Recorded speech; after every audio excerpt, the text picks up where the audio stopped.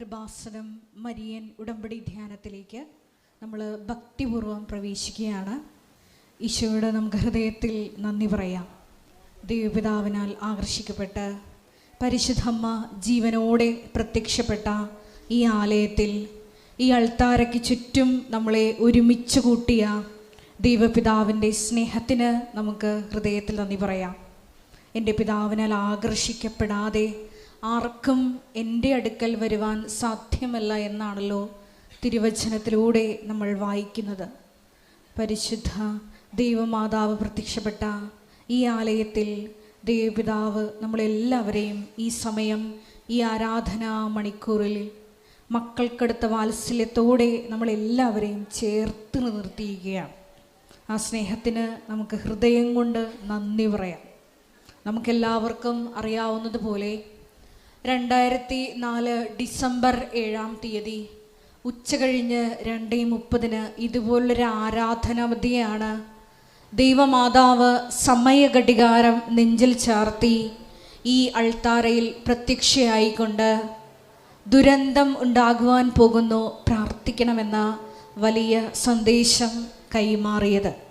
നമുക്കെല്ലാവർക്കും അറിയാം, നമ്മളെല്ലാവരും ജീവിതത്തിൻ്റെ വിവിധ ദുരന്ത മുഖങ്ങളിലായിരിക്കുന്ന സമയത്താണ് പരിശുദ്ധ അമ്മയുടെ കരം പിടിച്ചുകൊണ്ട് ഉടമ്പടി എടുത്തുകൊണ്ട് പ്രാർത്ഥനയിൽ മുന്നേറുന്നത്. യോഹന്നാൻ 2:5 തിരുവചനം അനുസരിച്ച് അവൻ പറയുന്നത് പോലെ ചെയ്തുകൊണ്ട് ഉടമ്പടി നിബന്ധനകൾ ഏറ്റവും വിശ്വസ്തയോടെ ദൈവസ്നേഹത്തോടെ പാലിക്കുവാൻ ആവശ്യമായുള്ള അധിക കൃപയ്ക്ക് വേണ്ടി ഈ ആരാധനയിൽ നമുക്ക് പ്രത്യേകമായിട്ട് പ്രാർത്ഥിക്കാം. ഈ ധ്യാനം നയിക്കുവാൻ പോകുന്ന കൃപാസനത്തിൻ്റെ സ്ഥാപക ഡയറക്ടറായ ബഹുമാനപ്പെട്ട VP ജോസഫ് അച്ഛനെ ദൈവപിതാവിൻ്റെ കരങ്ങളിൽ സമർപ്പിച്ച് നമുക്ക് ഒരു നിമിഷം മൗനമായിട്ട് പ്രാർത്ഥിക്കാം. അച്ഛൻ്റെ ആരോഗ്യത്തെ സമർപ്പിച്ച് പ്രാർത്ഥിക്കാം.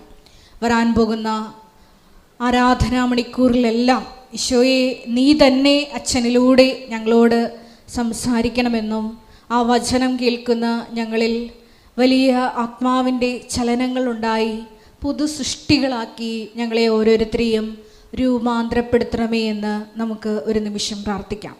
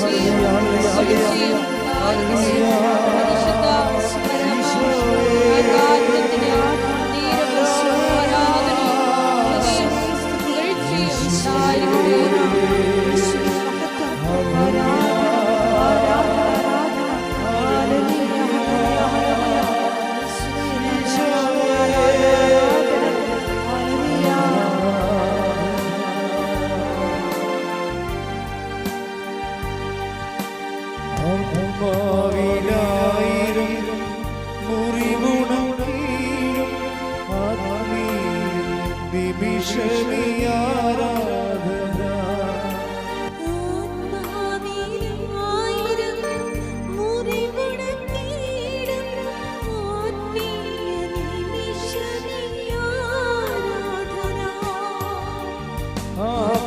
ശരീരം വിശുദ്ധി നൽകും അനുഗ്രഹ നിമിഷമി ആരാധന ആരാധന ആരാധന ആരാധന ആരാധന ആരാധന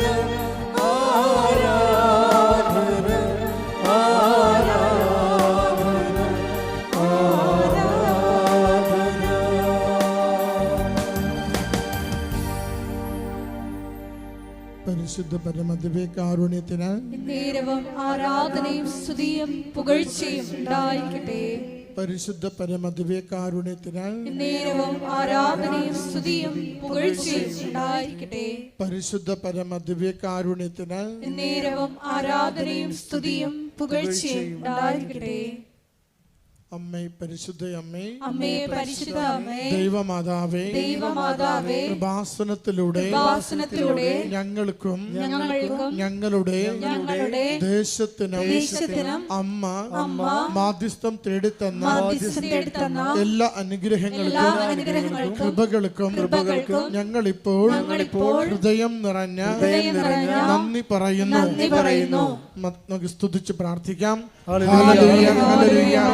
യേശുവേ നന്ദി കർത്താവേ, ആരാധന കർത്താവേ, നാളിതുവരെ നൽകിയ എല്ലാ നന്മകൾക്ക് നന്ദി കർത്താവേ, സൗഖ്യത്തിന് നന്ദി കർത്താവേ, സമാധാനത്തിന് നന്ദി കർത്താവേ, ജീവിത പ്രശ്നങ്ങൾ പരിഹരിച്ചതിന് നന്ദി കർത്താവേ, പ്രാർത്ഥനാ നിയോഗങ്ങൾ അനുഗ്രഹിച്ചതിന് നന്ദി കർത്താവേ, കുടുംബത്തെ സംരക്ഷിച്ചതിന് നന്ദി കർത്താവേ. ഹല്ലേലൂയ, സ്തുതി കർത്താവേ, ആരാധന മഹത്വം മഹത്വം കർത്താവേ.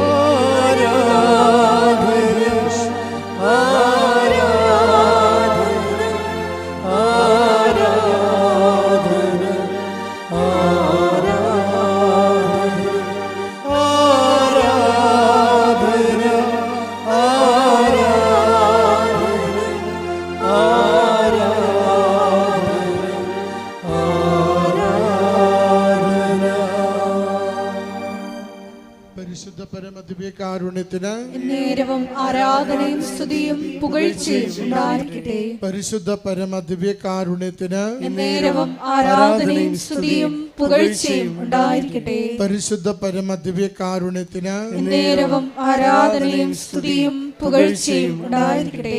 അമ്മേ പരിശുദ്ധയമ്മേ, അമ്മേ പരിശുദ്ധ അമ്മേ, ദൈവമാതാവേ, ദൈവമാതാവേ, 2004 ഡിസംബർ 7-ാം തീയതി ഉച്ചകഴിഞ്ഞ് 2:30 കൃപാസനത്തിൽ സംഭവിച്ച അമ്മയുടെ പ്രത്യക്ഷപ്പെടലിനെ കുറിച്ച് തിരുസഭയ്ക്ക് സമർപ്പിച്ചിരിക്കുന്ന പഠനരേഖകളുടെ മേൽ വസ്തുനിഷ്ഠവും ദൈവശാസ്ത്ര പ്രകാരമുള്ളതുമായ അന്വേഷണ പഠനങ്ങൾ നടത്തി ആ പ്രത്യക്ഷപ്പെടലിലൂടെ പ്രകടമായ ദൈവമാതാവിന്റെ പ്രത്യേക കരുതലും സംരക്ഷണവും വെളിപ്പെടുത്തുന്ന പീഡിതരുടെ ആശ്വാസവും പ്രവാചകന്മാരുടെ വാഗ്ദാനത്തിന്റെ പേടകവും പ്രപഞ്ച പ്രകൃതിയുടെ മാതാവുമായ പരിശുദ്ധമ്മയുടെ ഭക്തി തിരുസഭയിൽ കൂടുതൽ പ്രചരിച്ച് ജീവിതത്തിന്റെ ദുരിത ദുരന്ത അവസ്ഥകളിൽ അകപ്പെട്ട് കഴിയുന്ന അനേകായിരം മക്കൾക്ക് ദൈവത്തിന്റെ സാന്നിധ്യവും സന്ധിപ്പും കൂടുതൽ അനുഭവിക്കുക വഴി ആത്മീയ വിശുദ്ധിയും ദൈവശക്തിയും കൈവരിക്കുവാൻ ഞങ്ങളുടെ കുടുംബങ്ങളെ ഇടയാക്കണമേ. സ്തുതിച്ച് പ്രാർത്ഥിക്കാം.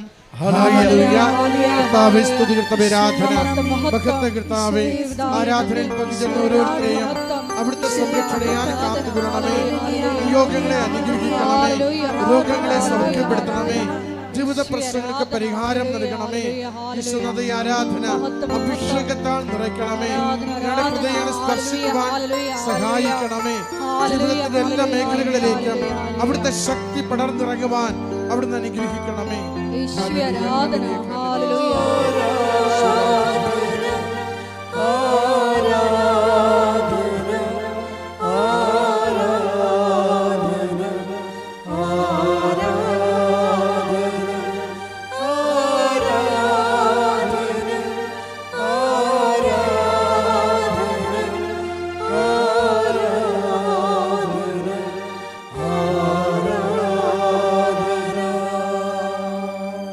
പരിശുദ്ധ പരമദിവ്യകാരുണ്യത്തിന് നേരവും ആരാധനയും സ്തുതിയും പുകഴ്ചയും ഉണ്ടായിരിക്കട്ടെ. പരിശുദ്ധ പരമദിവ്യകാരുണ്യത്തിന് നേരവും ആരാധനയും സ്തുതിയും പുകഴ്ചയും ഉണ്ടായിരിക്കട്ടെ.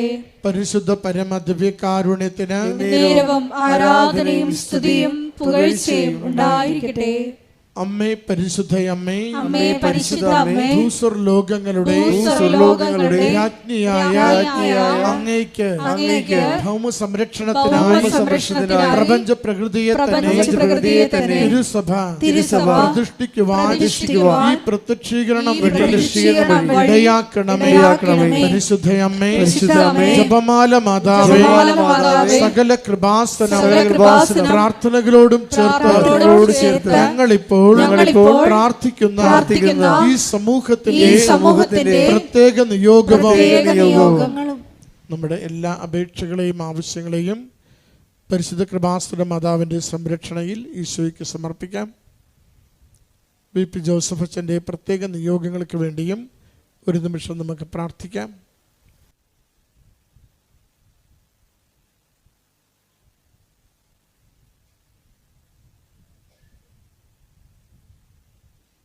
അമ്മയുടെ പ്രത്യക്ഷീകരണത്തിന്റെ ഈ അനുഗ്രഹവേളയെ ഞങ്ങൾക്ക് സാധിച്ചു തരുവാൻ കനിയണമേ.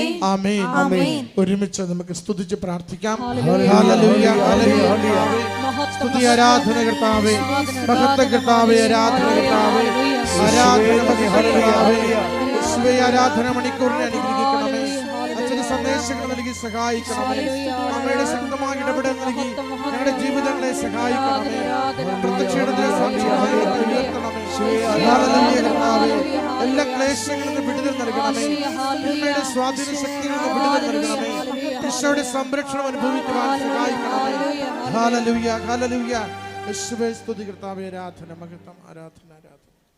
നമുക്ക് എല്ലാവർക്കും എഴുന്നേറ്റ് നിന്നുകൊണ്ട് ഗായക സംഘത്തോട് ചേർന്ന് കരങ്ങളടിച്ച് ദൈവസ്നേഹത്തോടെ ദൈവത്തെ മഹത്വപ്പെടുത്തി പാടി പ്രാർത്ഥിക്കാം.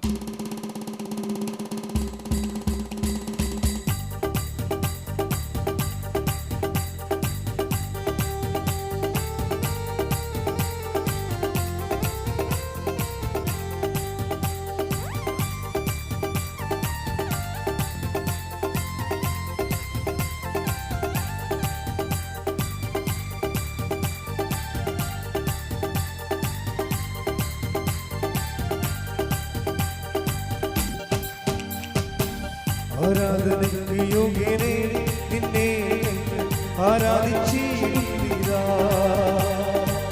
ആരാധനയ്ക്ക് യോഗ്യനേ നിന്നെ ഞങ്ങൾ ആരാധിച്ചിടുന്നിതാ. കുഴിയിൽ നിർമ്മിച്ച നാഥന്, ആഴിയിൽ നിർമ്മിച്ച നാഥന്, ആത്മാവേ ആരാധിക്കാം കർത്താവേ നിത്യം സ്തുതിച്ചിടുക. ആത്മാവേ ആരാധിക്കാം കർത്താവേ നിത്യം സ്തുതിച്ചിടുക. ആരാധനയ്ക്ക് യോഗ്യനേ നിന്നെ ഞങ്ങൾ ആരാധിച്ചിടുന്നിതാ. സ്തുതിച്ചു പ്രാർത്ഥിക്കാം. Hallelujah, hallelujah. ഒരിക്കൽ കൂടെ ഈ ധ്യാനം നയിക്കുവാൻ പോകുന്ന ബഹുമാനപ്പെട്ട VP ജോസഫ് അച്ഛനെ ഈ അൾത്താറിൽ സമർപ്പിച്ച് നമുക്ക് പ്രാർത്ഥിക്കാം. ഈശോയെ, ഞങ്ങളുടെ ജീവിതത്തെ വിശുദ്ധീകരിക്കാനും ശക്തീകരിക്കാനും ആവശ്യമായിട്ടുള്ള വചനങ്ങൾ അച്ഛനിലൂടെ പ്രദാനം ചെയ്യണമേ എന്ന് പ്രാർത്ഥിക്കുന്നു. ജീവിതത്തെ സ്വീകരിക്കുവാൻ ഞങ്ങളുടെ ആന്തരിക കർമ്മങ്ങളെ അഭിഷേകം ചെയ്തുകൊണ്ട് ദൈവത്തെ ഒരുക്കണമേ എന്ന് പ്രാർത്ഥിക്കുന്നു. Hallelujah, hallelujah.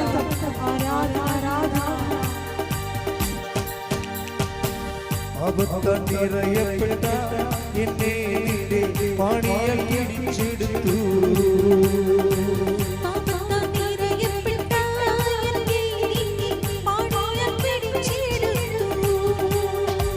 പാവന നീളം തന്നു പാപത്തിൽ കരപോക്കി. രക്ഷിച്ചതായി ഞാൻ എന്നാളും ആത്മാവിലാരാധിക്കാം. രക്ഷിച്ചതായി ഞാൻ എന്നാളും ആത്മാവിലാരാധിക്കാം. ആരാധനയ്ക്ക് യോഗ്യനേ നിന്നെ ആരാധിച്ചിടുന്നിതാ. ആരാധനയ്ക്ക് യോഗ്യനേ നിന്നെ ആരാധിച്ചിടുന്നിതാ. ആരാധനയ്ക്ക് യോഗ്യനേ നിന്നെ ആരാധിച്ചിടുന്നിതാ. ആരാധനയ്ക്ക് യോഗ്യനേ നിന്നെ ആരാധിച്ചിടുന്നിതാ. Hallelujah hallelujah hallelujah hallelujah hallelujah hallelujah hallelujah hallelujah hallelujah hallelujah hallelujah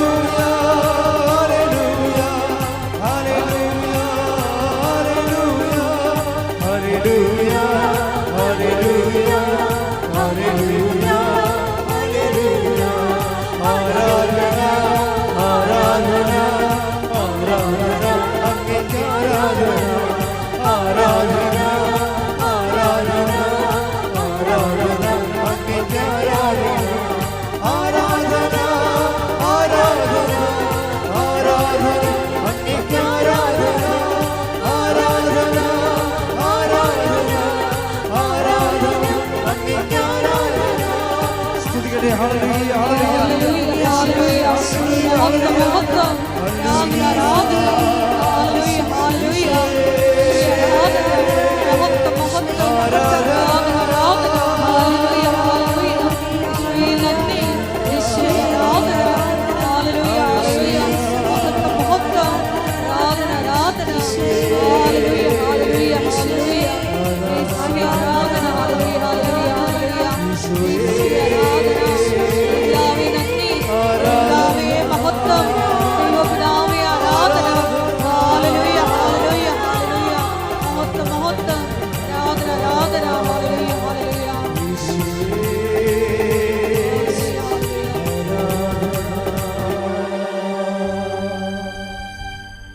പരിശുദ്ധ പരമദിവ്യകാരുണ്യത്തിന് നേരവും ആരാധനയും സ്തുതിയും പുകഴ്ചയും ഉണ്ടായിരിക്കട്ടെ. പരിശുദ്ധ പരമദിവ്യകാരുണ്യത്തിന് നേരവും ആരാധനയും സ്തുതിയും പുകഴ്ചയും ഉണ്ടായിരിക്കട്ടെ. പരിശുദ്ധ പരമദിവ്യകാരുണ്യത്തിന് നേരവും ആരാധനയും സ്തുതിയും പുകഴ്ചയും ഉണ്ടായിരിക്കട്ടെ.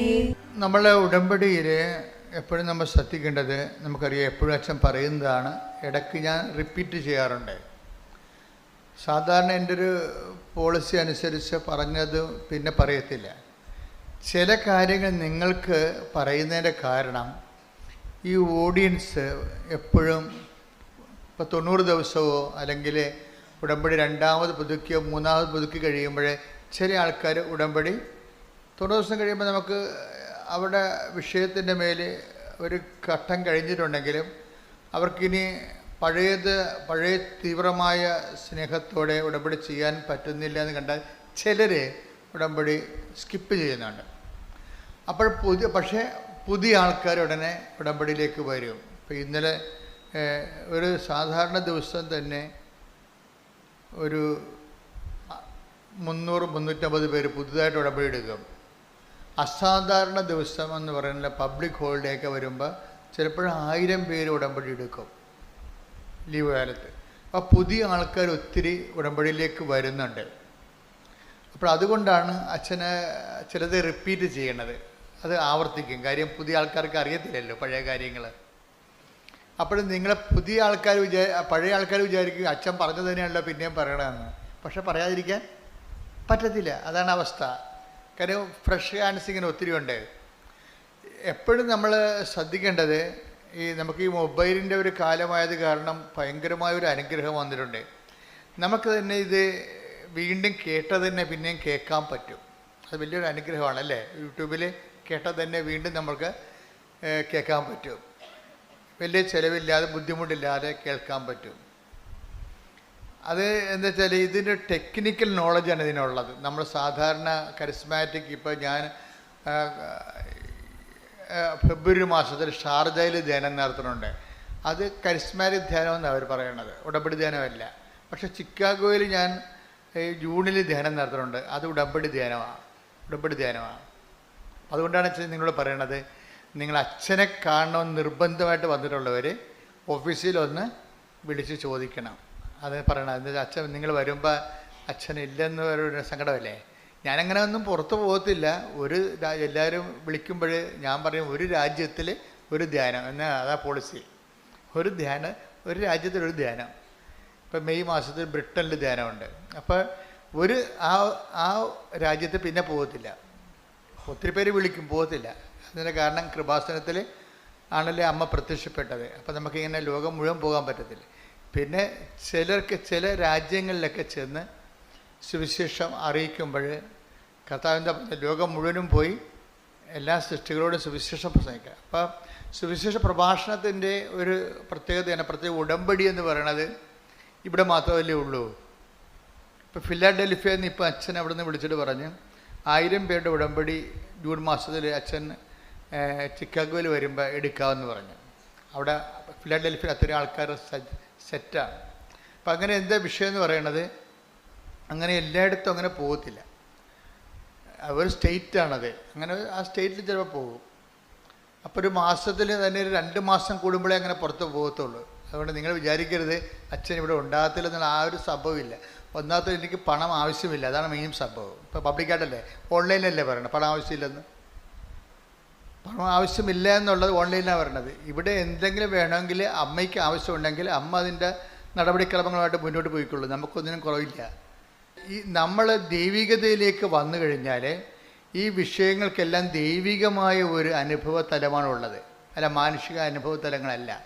ഈ വിഷയങ്ങളൊക്കെ എല്ലാം ആവശ്യമില്ലാത്ത അറ്റാച്ച്മെൻറ്റുകൾ, വ്യക്തികളോട് അറ്റാച്ച്മെൻ്റ് ഒന്നുമില്ല. ഒരു വ്യക്തിയെയും പ്രൈവറ്റായിട്ട് പേഴ്സണലായിട്ട് കാണത്തില്ല. ആരെയും ഒരു പ്രത്യേക താല്പര്യത്തോടു കൂടി അവരുടെ എന്തെങ്കിലും പ്രയോജനം നമുക്ക് ഉണ്ടാകുമെന്ന് വിചാരിച്ചുകൊണ്ട് അവരുമായിട്ട് പ്രത്യേക ചങ്ങാത്തം, അങ്ങനെ പരിപാടിയൊന്നും ഇല്ല. ഞാൻ ഓപ്പണായിട്ടൊന്നും നിൽക്കണില്ലേ. ആധ്യാത്മിക ജീവിതം എന്ന് പറയുന്നത് ഒരു നിലപാടാണ്. ദൈവത്തിന് എപ്പോഴും നമ്മളെ സോഷ്യൽ ഓഡിറ്റിംഗ് എന്ന് പറഞ്ഞ പോലെ ഒരു ഡിവൈൻ ഓഡിറ്റിംഗ് നടന്നു കഴിഞ്ഞാൽ നമ്മൾ ദൈവത്തിൻ്റെ പക്ഷത്ത് 100% ഉണ്ടെന്ന് ദൈവത്തിന് മനസ്സിലാകണം. മനസ്സിലായില്ലേ? ഒരു ഡിവൈൻ, ഇപ്പോൾ സോഷ്യൽ ഓഡിറ്റിംഗ് പോലെ ഒരു ഡിവൈൻ ഓഡിറ്റിംഗ് വന്നു കഴിഞ്ഞാൽ നമ്മൾ 100%, 95%അല്ല, 100% ദൈവത്തിൻ്റെ പക്ഷത്താണെന്ന് ആർക്ക് മനസ്സിലാകണം? ദൈവത്തിന് മനസ്സിലാകണം. മനുഷ്യന് മനസ്സിലാകണമല്ല പ്രശ്നം. മനുഷ്യൻ ചിലപ്പോൾ തെറ്റിദ്ധരിക്കും, അത് കുറച്ച് അവർ തന്നെ തിരുത്തും, അത് കഴിയില്ല.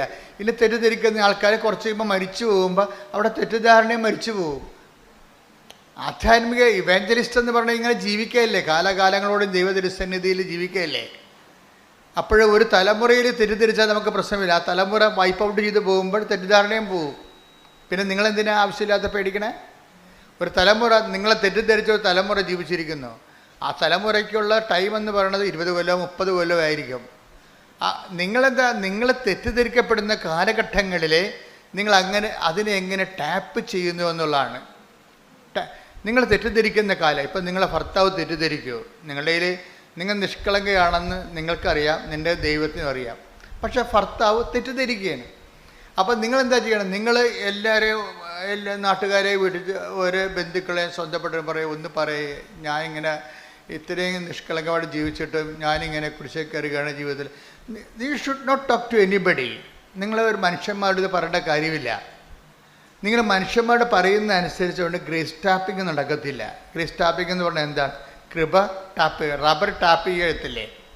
റബ്ബർ നമ്മൾ വെളുപ്പിനെ 3 മണിക്ക് എഴുന്നേറ്റ് ആൾക്കാർ ടാപ്പിംഗ് തുടങ്ങത്തില്ലേ? അതുപോലെ ഗ്രേസ് ടാപ്പിംഗ് ഉണ്ട്. ഇപ്പോൾ ഒരു തെറ്റിദ്ധാരണയുടെ നിഴലിലാണ് നിങ്ങൾ നിൽക്കുന്നത്. അപ്പോൾ എന്താ ചെയ്യേണ്ടത്?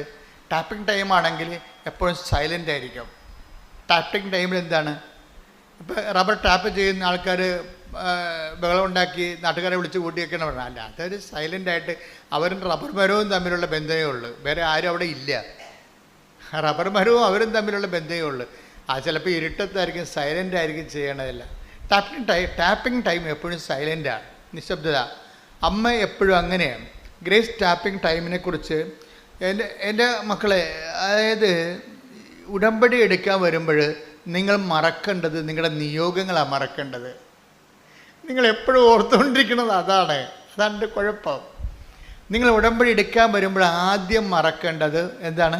നിങ്ങളുടെ നിയോഗങ്ങൾ മറന്നു കളയണം. എന്താ കാര്യം? അത് നമ്മുടെ വിഷയമല്ലാത്തത് കൊണ്ടാണ്. വൺസ് നമ്മൾ കർത്താവിൻ്റെ പരിശുദ്ധ അമ്മയുടെ കൈകളിൽ കൊടുത്തു, ഈശോനെ ഏൽപ്പിക്കാൻ പറഞ്ഞ് ശ്രദ്ധിച്ചു കഴിഞ്ഞാൽ പിന്നെ ആ വിഷയം നമ്മുടെ അല്ല. പിടിയില്ലേ? നമ്മളൊരിക്കലും ആ വിഷയം എഴുതി ടൈപ്പ് ചെയ്ത് അമ്മയുടെ കൊടുത്തു, അമ്മ 6 കാര്യമുണ്ട്. 6 അല്ല കേട്ടോ അമ്മേ, 10-60 കാര്യമുണ്ട്, ഇപ്പോൾ 6 അല്ല എഴുതാൻ പാടുള്ളൂ എന്ന് പറയുമ്പോൾ നിൻ്റെ നീ അത് കൊടുക്കുമ്പോൾ തന്നെ ആ വിഷയം ടേക്കപ്പ് ചെയ്തു. പിന്നെ നീ ആ വിഷയത്തെക്കുറിച്ച് അപരാധി കൊള്ളരുത്, ദൈവത്തിനെ ടെസ്റ്റ് അടിച്ച് നോക്കരുത്. അപ്പോൾ ഞാൻ ഉടമ്പടി ചെയ്തല്ലോ, ഇനി ഇപ്പോൾ PR-ൻ്റെ പേപ്പർ വന്ന് കാണും, ഓഫർ ലെറ്ററിൻ്റെ പേപ്പർ വന്ന് കാണുമെന്ന് പറഞ്ഞുകൊണ്ട് നീ ഉടനെ കമ്പ്യൂട്ടറിൽ കയറി എപ്പോഴും കമ്പ്യൂട്ടറിൻ്റെ അത് ചാടി വീഴരുത്. അപ്പോൾ ദൈവത്തിന് മനസ്സിലാകും നിനക്ക് ഉടമ്പടി എന്ന് പറയുന്നത് ഏറ്റവും ഉടമ്പടി പ്രധാനപ്പെട്ട നിയോഗമല്ല. എന്താണ്? കഴിഞ്ഞ ആഴ്ച രസം പറഞ്ഞായിരുന്നു, ഉടമ്പടി പ്രധാനപ്പെട്ടത് ഉടമ്പടി തന്നെയാണ്. അതാണ് വിഷയം. ഉടമ്പടി പ്രധാനപ്പെട്ട നിയോഗമല്ല. ഉടമ്പടി പ്രധാനപ്പെട്ടത് ആരുമായിട്ടാണ് നമ്മൾ ഉടമ്പടി ചെയ്തിരിക്കുന്നത്, ആ വ്യക്തിയാണ് പ്രധാനപ്പെട്ടത്. അപ്പോൾ നമ്മളെന്ത് ചെയ്യും? നമ്മൾ ആ വ്യക്തിയുമായിട്ട് നമുക്ക് കീപ്പ് ചെയ്യാവുന്നത് വിശ്വാസമല്ല, പിന്നെന്താണ്? വിശ്വസ്തത. അതാണ് അച്ഛൻ അതേ റിപ്പീറ്റ് ചെയ്യണേണ്ട, പഴയ ക്ലാസ്സാണിത്.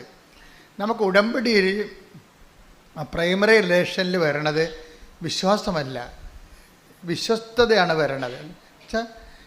എന്താണ് വിശ്വസ്തത എന്ന് പറയുന്നത്? ഫിഡലിറ്റി. എന്താണത്?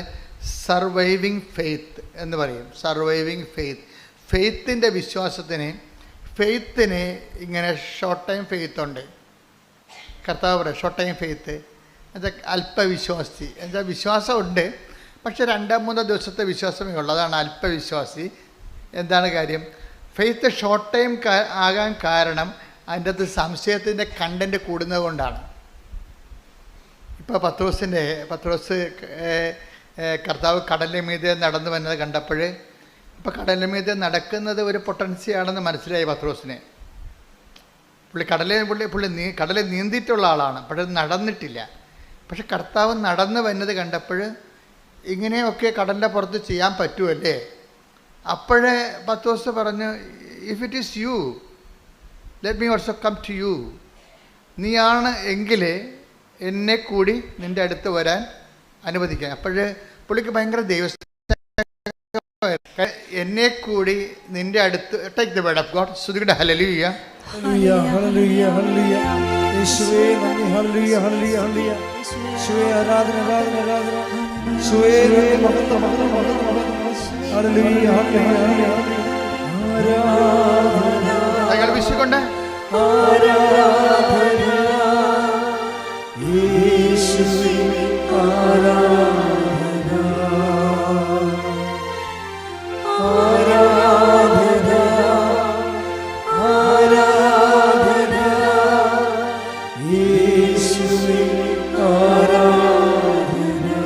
സന്തോഷത്തോടെ പരിശുദ്ധ പരമദിവ്യകാരുണ്യത്തിന് ആരാധനയും സ്തുതിയും പുകഴ്ചയും ഉണ്ടായിരിക്കട്ടെ. കടലിരമ്പം പോലെ പരിശുദ്ധ പരമദിവ്യകാരുണ്യത്തിന് ആരാധനയും സ്തുതിയും പുകഴ്ചയും ഉണ്ടായിരിക്കട്ടെ. മത്തായി 14:28. മത്തായി 14:28. പത്രോസ് അവനോട് പറഞ്ഞു, കർത്താവേ, അങ്ങാണെങ്കിൽ ഞാൻ ജലത്തിനു മീതെ കൂടി അങ്ങയുടെ അടുത്തേക്ക് വരുവാൻ കൽപ്പിക്കുക. അപ്പോൾ ഈശോ എന്ത് പറയും? ഖാം എന്ന് പറയും. വരൂ, അവൻ പറഞ്ഞു. വരൂ. അപ്പൊ എന്താ പ്രശ്നം? ഖാം എന്ന് പറയുമ്പോൾ അങ്ങാണെങ്കിൽ അങ്ങയുടെ അടുത്തേക്ക് വരാൻ ഒരു ചെറിയ ഇരുട്ടുണ്ടേ, അതുകൊണ്ടാണ് ആളെ മനസ്സിലാകണില്ല. പക്ഷേ കർത്താവിൻ്റെ ഉടുപ്പും മുടി കാറ്റത്ത് പറക്കണ കണ്ടിട്ട് ഏറെക്കുറെ അങ്ങാണെന്ന്, അങ്ങല്ലാതെ വേറെ ആരും ഇങ്ങനെ വരാൻ സാധ്യതയില്ല. അതൊക്കെ ഒരു നോളജാണ് പുള്ളിയുടെ. അതാണ് കർത്താവ് അങ്ങാണെങ്കിൽ ഈ കടലിൻ്റെ മീതെ അങ്ങയുടെ അടുത്തേക്ക് വരാൻ എന്നെയും അനുവദിക്കാൻ പറയും. പക്ഷേ അദ്ദേഹം അത് പറയുന്നതിൻ്റെ ഫീൽ എന്താണ്? നോട്ട് ഫെയ്ത്ത് ഫീലിംഗ് അല്ല ഇതിൻ്റെ അകത്തുള്ളത്, ഒരു ലവ് ഫീലിംഗ് ആണ്. മനസ്സിലായില്ലേ? അതാണ് അതിൻ്റെ ആ പേഴ്സണൽ റിലേഷനിൽ വരുന്ന സാധനം ഒരു ലവ് ഫീലിംഗ് ആണ്. ക്രിസ്തുവുമായിട്ട് ഒരു ലവ് ഫീലിംഗ്, വ്യക്തിപരമായ ലവ് ഫീലിംഗ് സാധ്യമാണെന്ന് നമ്മളെ മനസ്സിലാക്കി തരുന്ന ആദ്യത്തെ അപ്പോസ്തലനാണ് പത്രോസ്. യോഹന്നാനൊക്കെ പിന്നെ വരുന്ന ആൾക്കാരാണ്. സെക്കൻഡ് ടൈമിലാണ് യോഹന്നാനൊക്കെ വരുന്നത്. അത് അവസാനം അങ്ങനെയാണ്. ക്രിസ്തുവിനോട് ഒരു പേഴ്സണൽ റിലേഷൻ, നമുക്ക് ദൈവത്തോടൊരു വിശ്വാസ റിലേഷനല്ലേ ആൾക്കാർക്ക് ഉണ്ടാകണത്. അതിനേക്കാൾ ഉപരി ഒരു ലവ് റിലേഷൻ ക്രിസ്തുവുമായിട്ട് സാധ്യമാണെന്നുള്ളത് നമ്മളെ പഠിപ്പിക്കുന്നത് പത്രോസിനോട് ചേർന്ന് വന്നിട്ടുള്ള കഴിഞ്ഞ 2000 വർഷങ്ങളായിട്ട് വന്നിട്ടുള്ള മഹാവിശുദ്ധന്മാരൊക്കെ, അറിയപ്പെടാത്ത വിശുദ്ധന്മാരും അറിഞ്ഞ വിശുദ്ധന്മാരും എല്ലാം ക്രിസ്തുവിനെ മനസ്സിലാക്കുന്നത് ഒരു വിശ്വാസത്തിൻ്റെ ലെവലല്ല, പിന്നെ എന്താണ്, ഒരു പേഴ്സണൽ ലെവൽ, സ്നേഹത്തിൻ്റെ ലെവലിലാണ്. ഇപ്പം ചിലരൊക്കെ പറയും, ഞാൻ എപ്പോഴും മാതാവിനോട് സംസാരിക്കുന്നുണ്ടെന്ന് പറയുന്നില്ലേ, മാതാവ് എന്നോട് സംസാരിക്കുന്നുണ്ടെന്ന് പറയും. അതായത് ഒരു സമയത്ത് നമ്മൾ സംസാരിക്കാൻ തുടങ്ങിയാൽ അത് സത്യസന്ധമാണ് ദൈവത്തെ മനസ്സിലായ ദൈവം പിന്നെ നമ്മളോട് സംസാരിക്കാൻ തുടങ്ങും. അതിന് ഒരു പഞ്ഞമില്ല ആ സംഭവത്തിന്. നമുക്ക് ദൈവം പറയുന്ന പോലെ നമ്മൾക്ക് മനസ്സിൽ ആത്മാവിൽ നമുക്ക് തോന്നിക്കുകയും നമ്മൾ അതുപോലെ ചെയ്യുകയും അതെല്ലാം സത്യമാകുകയും ചെയ്യും. ഈ ഉടമ്പടി ഇവിടം വരെ വന്നത് അങ്ങനെയല്ലേ, ഒരു ഇൻട്രാക്ഷൻ ഡയലോഗിലാണ് ഇതെല്ലാം വരണം. അല്ലാതെ ആരെങ്കിലും എന്നെ പഠിപ്പിച്ചതാണ് ഉടമ്പടി തൈലം, ഉടമ്പടി ഉപ്പെന്നൊക്കെ പറഞ്ഞത്. ഇതൊക്കെ സംസാരത്തിൽ നിന്ന് കർത്താവ് നമുക്ക് ഉള്ളിൽ വെളിവാക്കി തന്നെ കാര്യങ്ങളാണ്. അപ്പോൾ ഉപ്പ് എനിക്കറിയത്തില്ല, ഉപ്പിന് ഇത്രയും കണ്ട് ആധികാരിക ശക്തി ദൈവത്തിൻ്റെ നാമത്തിൽ ഉപ്പ് എന്ന് പറയുന്ന മീഡിയത്തിന് അവകാശ ശക്തി, അധികാര ശക്തി ഉണ്ടെന്ന് എനിക്കറിയത്തില്ല. ഉപ്പ് ജനങ്ങൾ ആക്ടിവേറ്റ് ചെയ്ത് കഴിഞ്ഞപ്പോൾ ജനങ്ങൾ അത് വളരെ മനോഹരമായ രീതിയിൽ അപ്ലൈ ചെയ്യാൻ തുടങ്ങിയപ്പോഴാണ് ഞാൻ ഇതിൻ്റെ റെഫറൻസ് തിരക്കി ബൈബിളിൽ ചെല്ലുമ്പോഴാണ് ഉപ്പ് അപ്ലൈ ചെയ്തിട്ടുള്ള പല ഭാഗങ്ങൾ കാണുന്നത്. അപ്പോഴാണ് ഉപ്പിന് ഉടമ്പടിയുമായിട്ട് ബന്ധമുള്ളത് നമുക്ക് ഉടമ്പടിയുടെ ടേംസ് കിട്ടണത്. അപ്പോൾ നോക്കുമ്പോൾ നമ്മൾ ഉപയോഗിച്ചുകൊണ്ടിരിക്കുന്ന എല്ലാ നേർച്ച വസ്തുക്കൾക്കും തന്നെ ഉടമ്പടിയുടെ പെർസ്പെക്റ്റീവിൽ വളരെ തിയോളജിക്കൽ ഇംപ്ലിക്കേഷൻസ് ഉള്ളതാണ്, ദൈവശാസ്ത്രപരമായിട്ടുള്ള സൂചകങ്ങളുള്ളതാണ്. പക്ഷേ ഇതെങ്ങനെയാണ് ഉപയോഗിക്കുന്നത്, ഇത് ഉപയോഗിക്കുമ്പോൾ നമ്മുടെ മെൻ്റൽ കണ്ടീഷൻ എന്താണ്, അതൊക്കെയാണ് ഉടമ്പടി ധ്യാനത്തിൽ പറയണത്. അതുകൊണ്ടാണ് അത് ടെക്നിക്കൽ നോളജാണ്, ശ്രദ്ധിച്ചിരിക്കണമെന്ന് പറഞ്ഞതിൻ്റെ കാരണം. അപ്ഡേഷൻസ് വരണം, എല്ലാത്തിനും പുതിയ പുതിയ അപ്ഡേഷൻസ് എപ്പോഴും വന്നുകൊണ്ടിരിക്കും. കാര്യം വെച്ച് കഴിഞ്ഞാൽ ഉടമ്പടി പടയാളികളെന്നും പറഞ്ഞൊരു വംശം തന്നെ ഇറങ്ങിയിരിക്കുകയാണ്. അവർ അതിമനോഹരമായ രീതിയിൽ വെന്റിലേറ്ററിലും ICUവിലും, അതുപോലെ തന്നെ ഇപ്പം തന്നെ ഒരു സാക്ഷ്യം കേട്ടില്ലേ, ഇന്ത്യയിൽ തന്നെ UPSൽ 2 സീറ്റേ ഉള്ളൂ, അതിൽ 1 സീറ്റ് ഇവർക്ക് കിട്ടും, പക്ഷേ ഇവർക്ക് മെറിറ്റില്ല. അപ്പോൾ ഞാൻ എപ്പോഴും ഓർക്കുകയെ, ഈ ഉടമ്പടിയുടെ ഏറ്റവും വലിയ ഉടമ്പടിയുടെ കത്തിജ്വലിക്കുന്ന ആധാരങ്ങളിൽ ഒന്നെന്താണ്? Not by merit but by grace. ഇത് എല്ലായിടത്തും ആപ്ലിക്കേറ്റാണ്. ഇതിന് ഫണ്ടമെൻ്റൽ പ്രിൻസിപ്പിൾ. ഉടമ്പടി ഇത്രയും ജ്വലിക്കാൻ കാര്യം ഇതിൻ്റെ ഫണ്ടമെൻ്റൽ പ്രിൻസിപ്പിളാണ്. എന്താണ്? നോട്ട് ബൈ മെറിറ്റ്, നിൻ്റെ കഴിവ് കൊണ്ടല്ല, പിന്നെ എന്താണ്? എൻ്റെ കൃപ കൊണ്ടാണെന്ന്. അതാണ് ഇത്. നിങ്ങൾ ഉടമ്പടി എടുത്തവർ ശരിക്കും പറഞ്ഞാൽ ഒരു ലെറ്റർ പാഡിൽ എഴുതിയിട്ട് നിങ്ങളുടെ എവിടെ കാണപ്പെടുന്ന സ്ഥലത്ത് ഒട്ടിച്ച് വെക്കേണ്ടതാണ്. നിങ്ങളെ ഈ കുടുംബം ഇനി റൺ ചെയ്യാൻ പോണത് നോട്ട് ബൈ മെറിറ്റിലാണ്.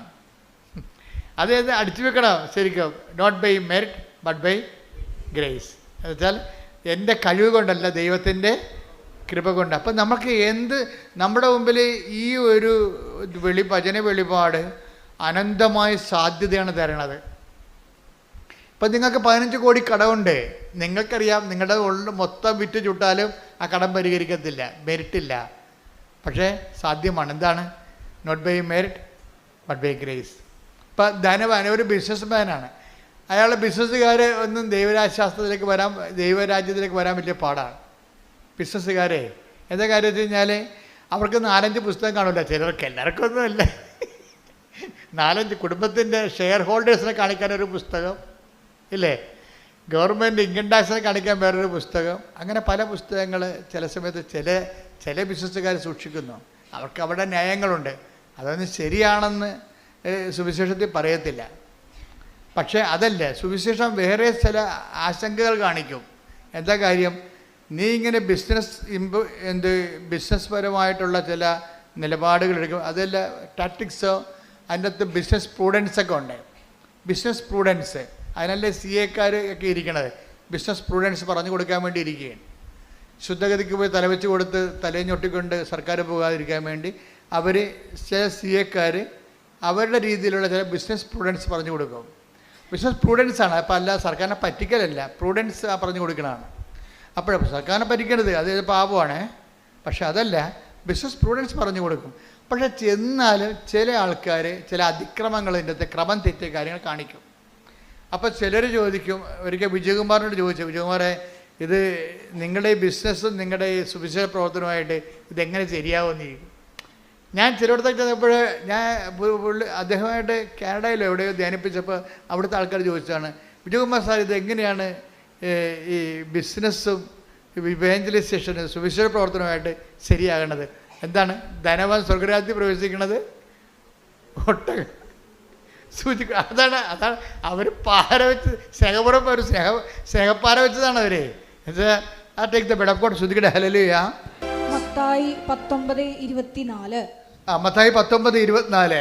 വീണ്ടും ഞാൻ നിങ്ങളോട് പറയുന്നു, ധനവാൻ സ്വർഗരാജ്യത്തിൽ പ്രവേശിക്കുന്നതിനേക്കാൾ എളുപ്പം ഒട്ടകം സൂചിക്കുഴയിലൂടെ കടക്കുന്നതാണ്. അപ്പോഴേ ഇത് ചോദിച്ചപ്പോൾ വിജയകുമാർ സാർ, അങ്ങനെയാണെങ്കിൽ നിങ്ങൾ സുവിശേഷം പ്രസംഗിക്കുന്ന നിങ്ങളെ പൗലോസപ്പോസ്തലൻ പറഞ്ഞിട്ടുണ്ടല്ലോ, ഞങ്ങൾ തന്നെ സുവിശേഷം പ്രസംഗിക്കുന്ന ഞങ്ങൾ തന്നെ പരിത്യജിക്കാതിരിക്കാൻ വേണ്ടി എടുക്കേണ്ട സുവിശേഷ നടപടികളെക്കുറിച്ച് പറഞ്ഞിട്ടുണ്ടല്ലോ. അപ്പോൾ വിജയകുമാർ സാർ പറഞ്ഞ് ഏറ്റവും വലിയ നടപടി ദൈവത്തിൻ്റെ കൃപയാണെന്ന്. വളരെ പ്രൂഡൻ്റ് ആൻസറാണ് കൊടുത്തത്. ഏറ്റവും വലിയ എന്താ കാര്യം? അതിൻ്റെ താഴെ ഉള്ളത് വായിക്കാൻ പറഞ്ഞു വിജയകുമാർ. എന്താണ്? 19:26. അതിന് താഴെ വേണ്ട. 19:26. യേശു അവരെ നോക്കി പറഞ്ഞു, മനുഷ്യർക്കിത് അസാധ്യമാണ്, എന്നാൽ ദൈവത്തിന് എല്ലാം സാധ്യമാണ്. ഞാൻ അവിടുത്തെ വിജയകുമാറിന് ഇത്രയും പ്രൂഡൻസ് എങ്ങനെ കിട്ടിയെന്ന്. മനുഷ്യർക്കിത് അസാധ്യമാണ്. ഇപ്പം നമ്മൾ എന്ത് സംഭവം ചെയ്താലും ചില കാര്യങ്ങൾ മനുഷ്യർക്ക് അസാധ്യമായിട്ട് വരും. നമ്മൾ നോക്കുമ്പോൾ നമ്മുടെ മുമ്പിൽ ഒത്തിരി അസാധ്യതകളാണ് കിടക്കുന്നത് നമ്മുടെ മുമ്പിൽ. അപ്പോൾ അസാധ്യമായ കാര്യം നമ്മൾ എന്ത് ചെയ്യും? അപ്പോഴെന്താ ചെയ്യണം? ബൈബിൾ പറയുന്നത് എന്താണ്? നോട്ട് ബൈ മെറിറ്റ് അല്ലെങ്കിൽ സാധ്യമല്ലെങ്കിൽ. മനുഷ്യർക്ക് സാധ്യമായതിനെയാണ് ബൈബിൾ മെറിറ്റ് എന്ന് പറയണത്. മനുഷ്യർക്ക് സാധ്യമായ കാര്യങ്ങളാണ് മെറിറ്റ് എന്ന് പറയണത്. പക്ഷേ മനുഷ്യർക്ക് സാധ്യമല്ലാത്ത കാര്യങ്ങളുണ്ട്.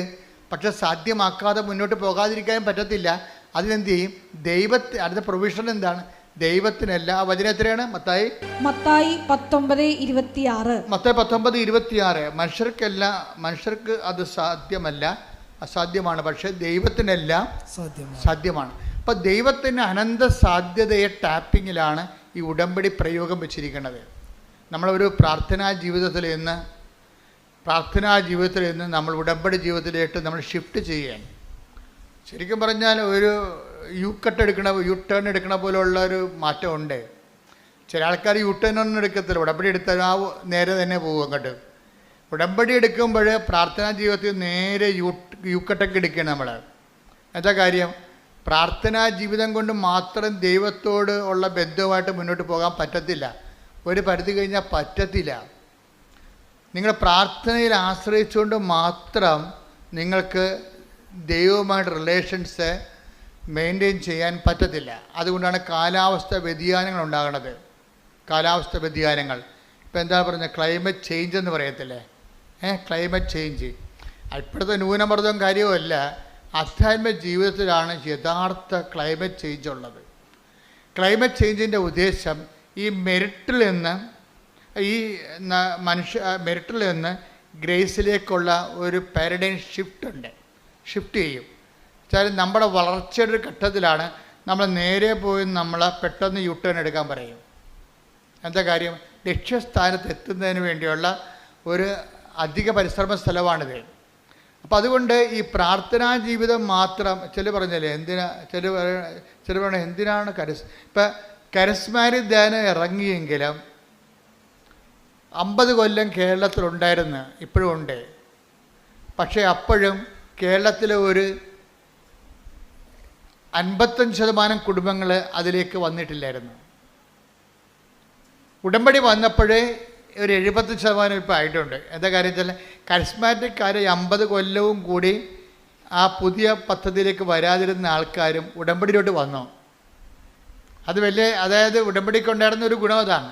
കാര്യം കരിസ്മാറ്റിക് മേഖല 50 കൊല്ലം ഈ കേരള മണ്ണിൽ വളരെ ശക്തമായ രീതിയിൽ അടയാളങ്ങൾ സഹിതം പ്രവർത്തിച്ചിട്ടും അതിലേക്ക് വരാതിരുന്നവർക്കെയും ഉടമ്പടി പെട്ടെന്ന് കൊണ്ടുവന്നു. ഉടമ്പടി പെട്ടെന്നാണ് കൊണ്ടുവന്നത്.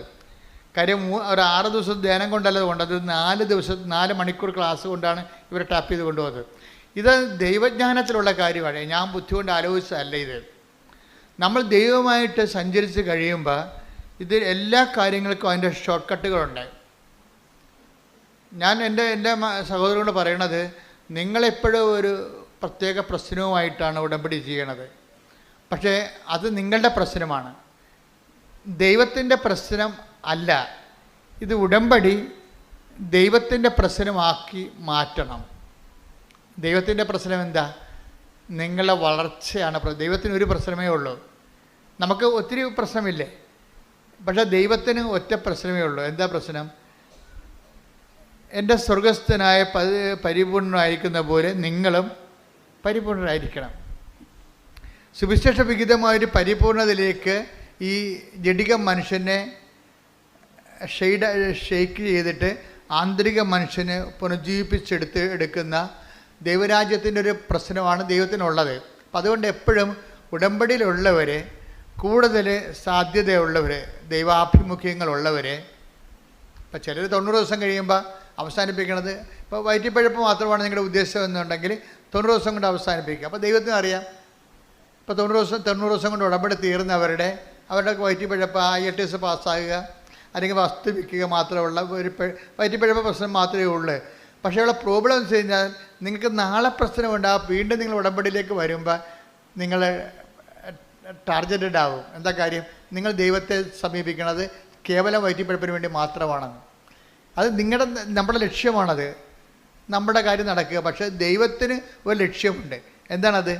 നിങ്ങൾ ദൈവത്തെ അറിയുകയും അറിഞ്ഞ് അവൻ്റെ നാമത്തിൽ നിങ്ങൾ യേശുക്രിസ്തുവിനെ അറിയുകയും അവൻ്റെ നാമത്തിൽ, ഇപ്പം നമ്മൾ 17 യോഹന്നാൻ 17 നിങ്ങൾ സത്യം അറിയുകയും സത്യം നിങ്ങളെ സ്വതന്ത്രരാക്കുകയും ചെയ്യും.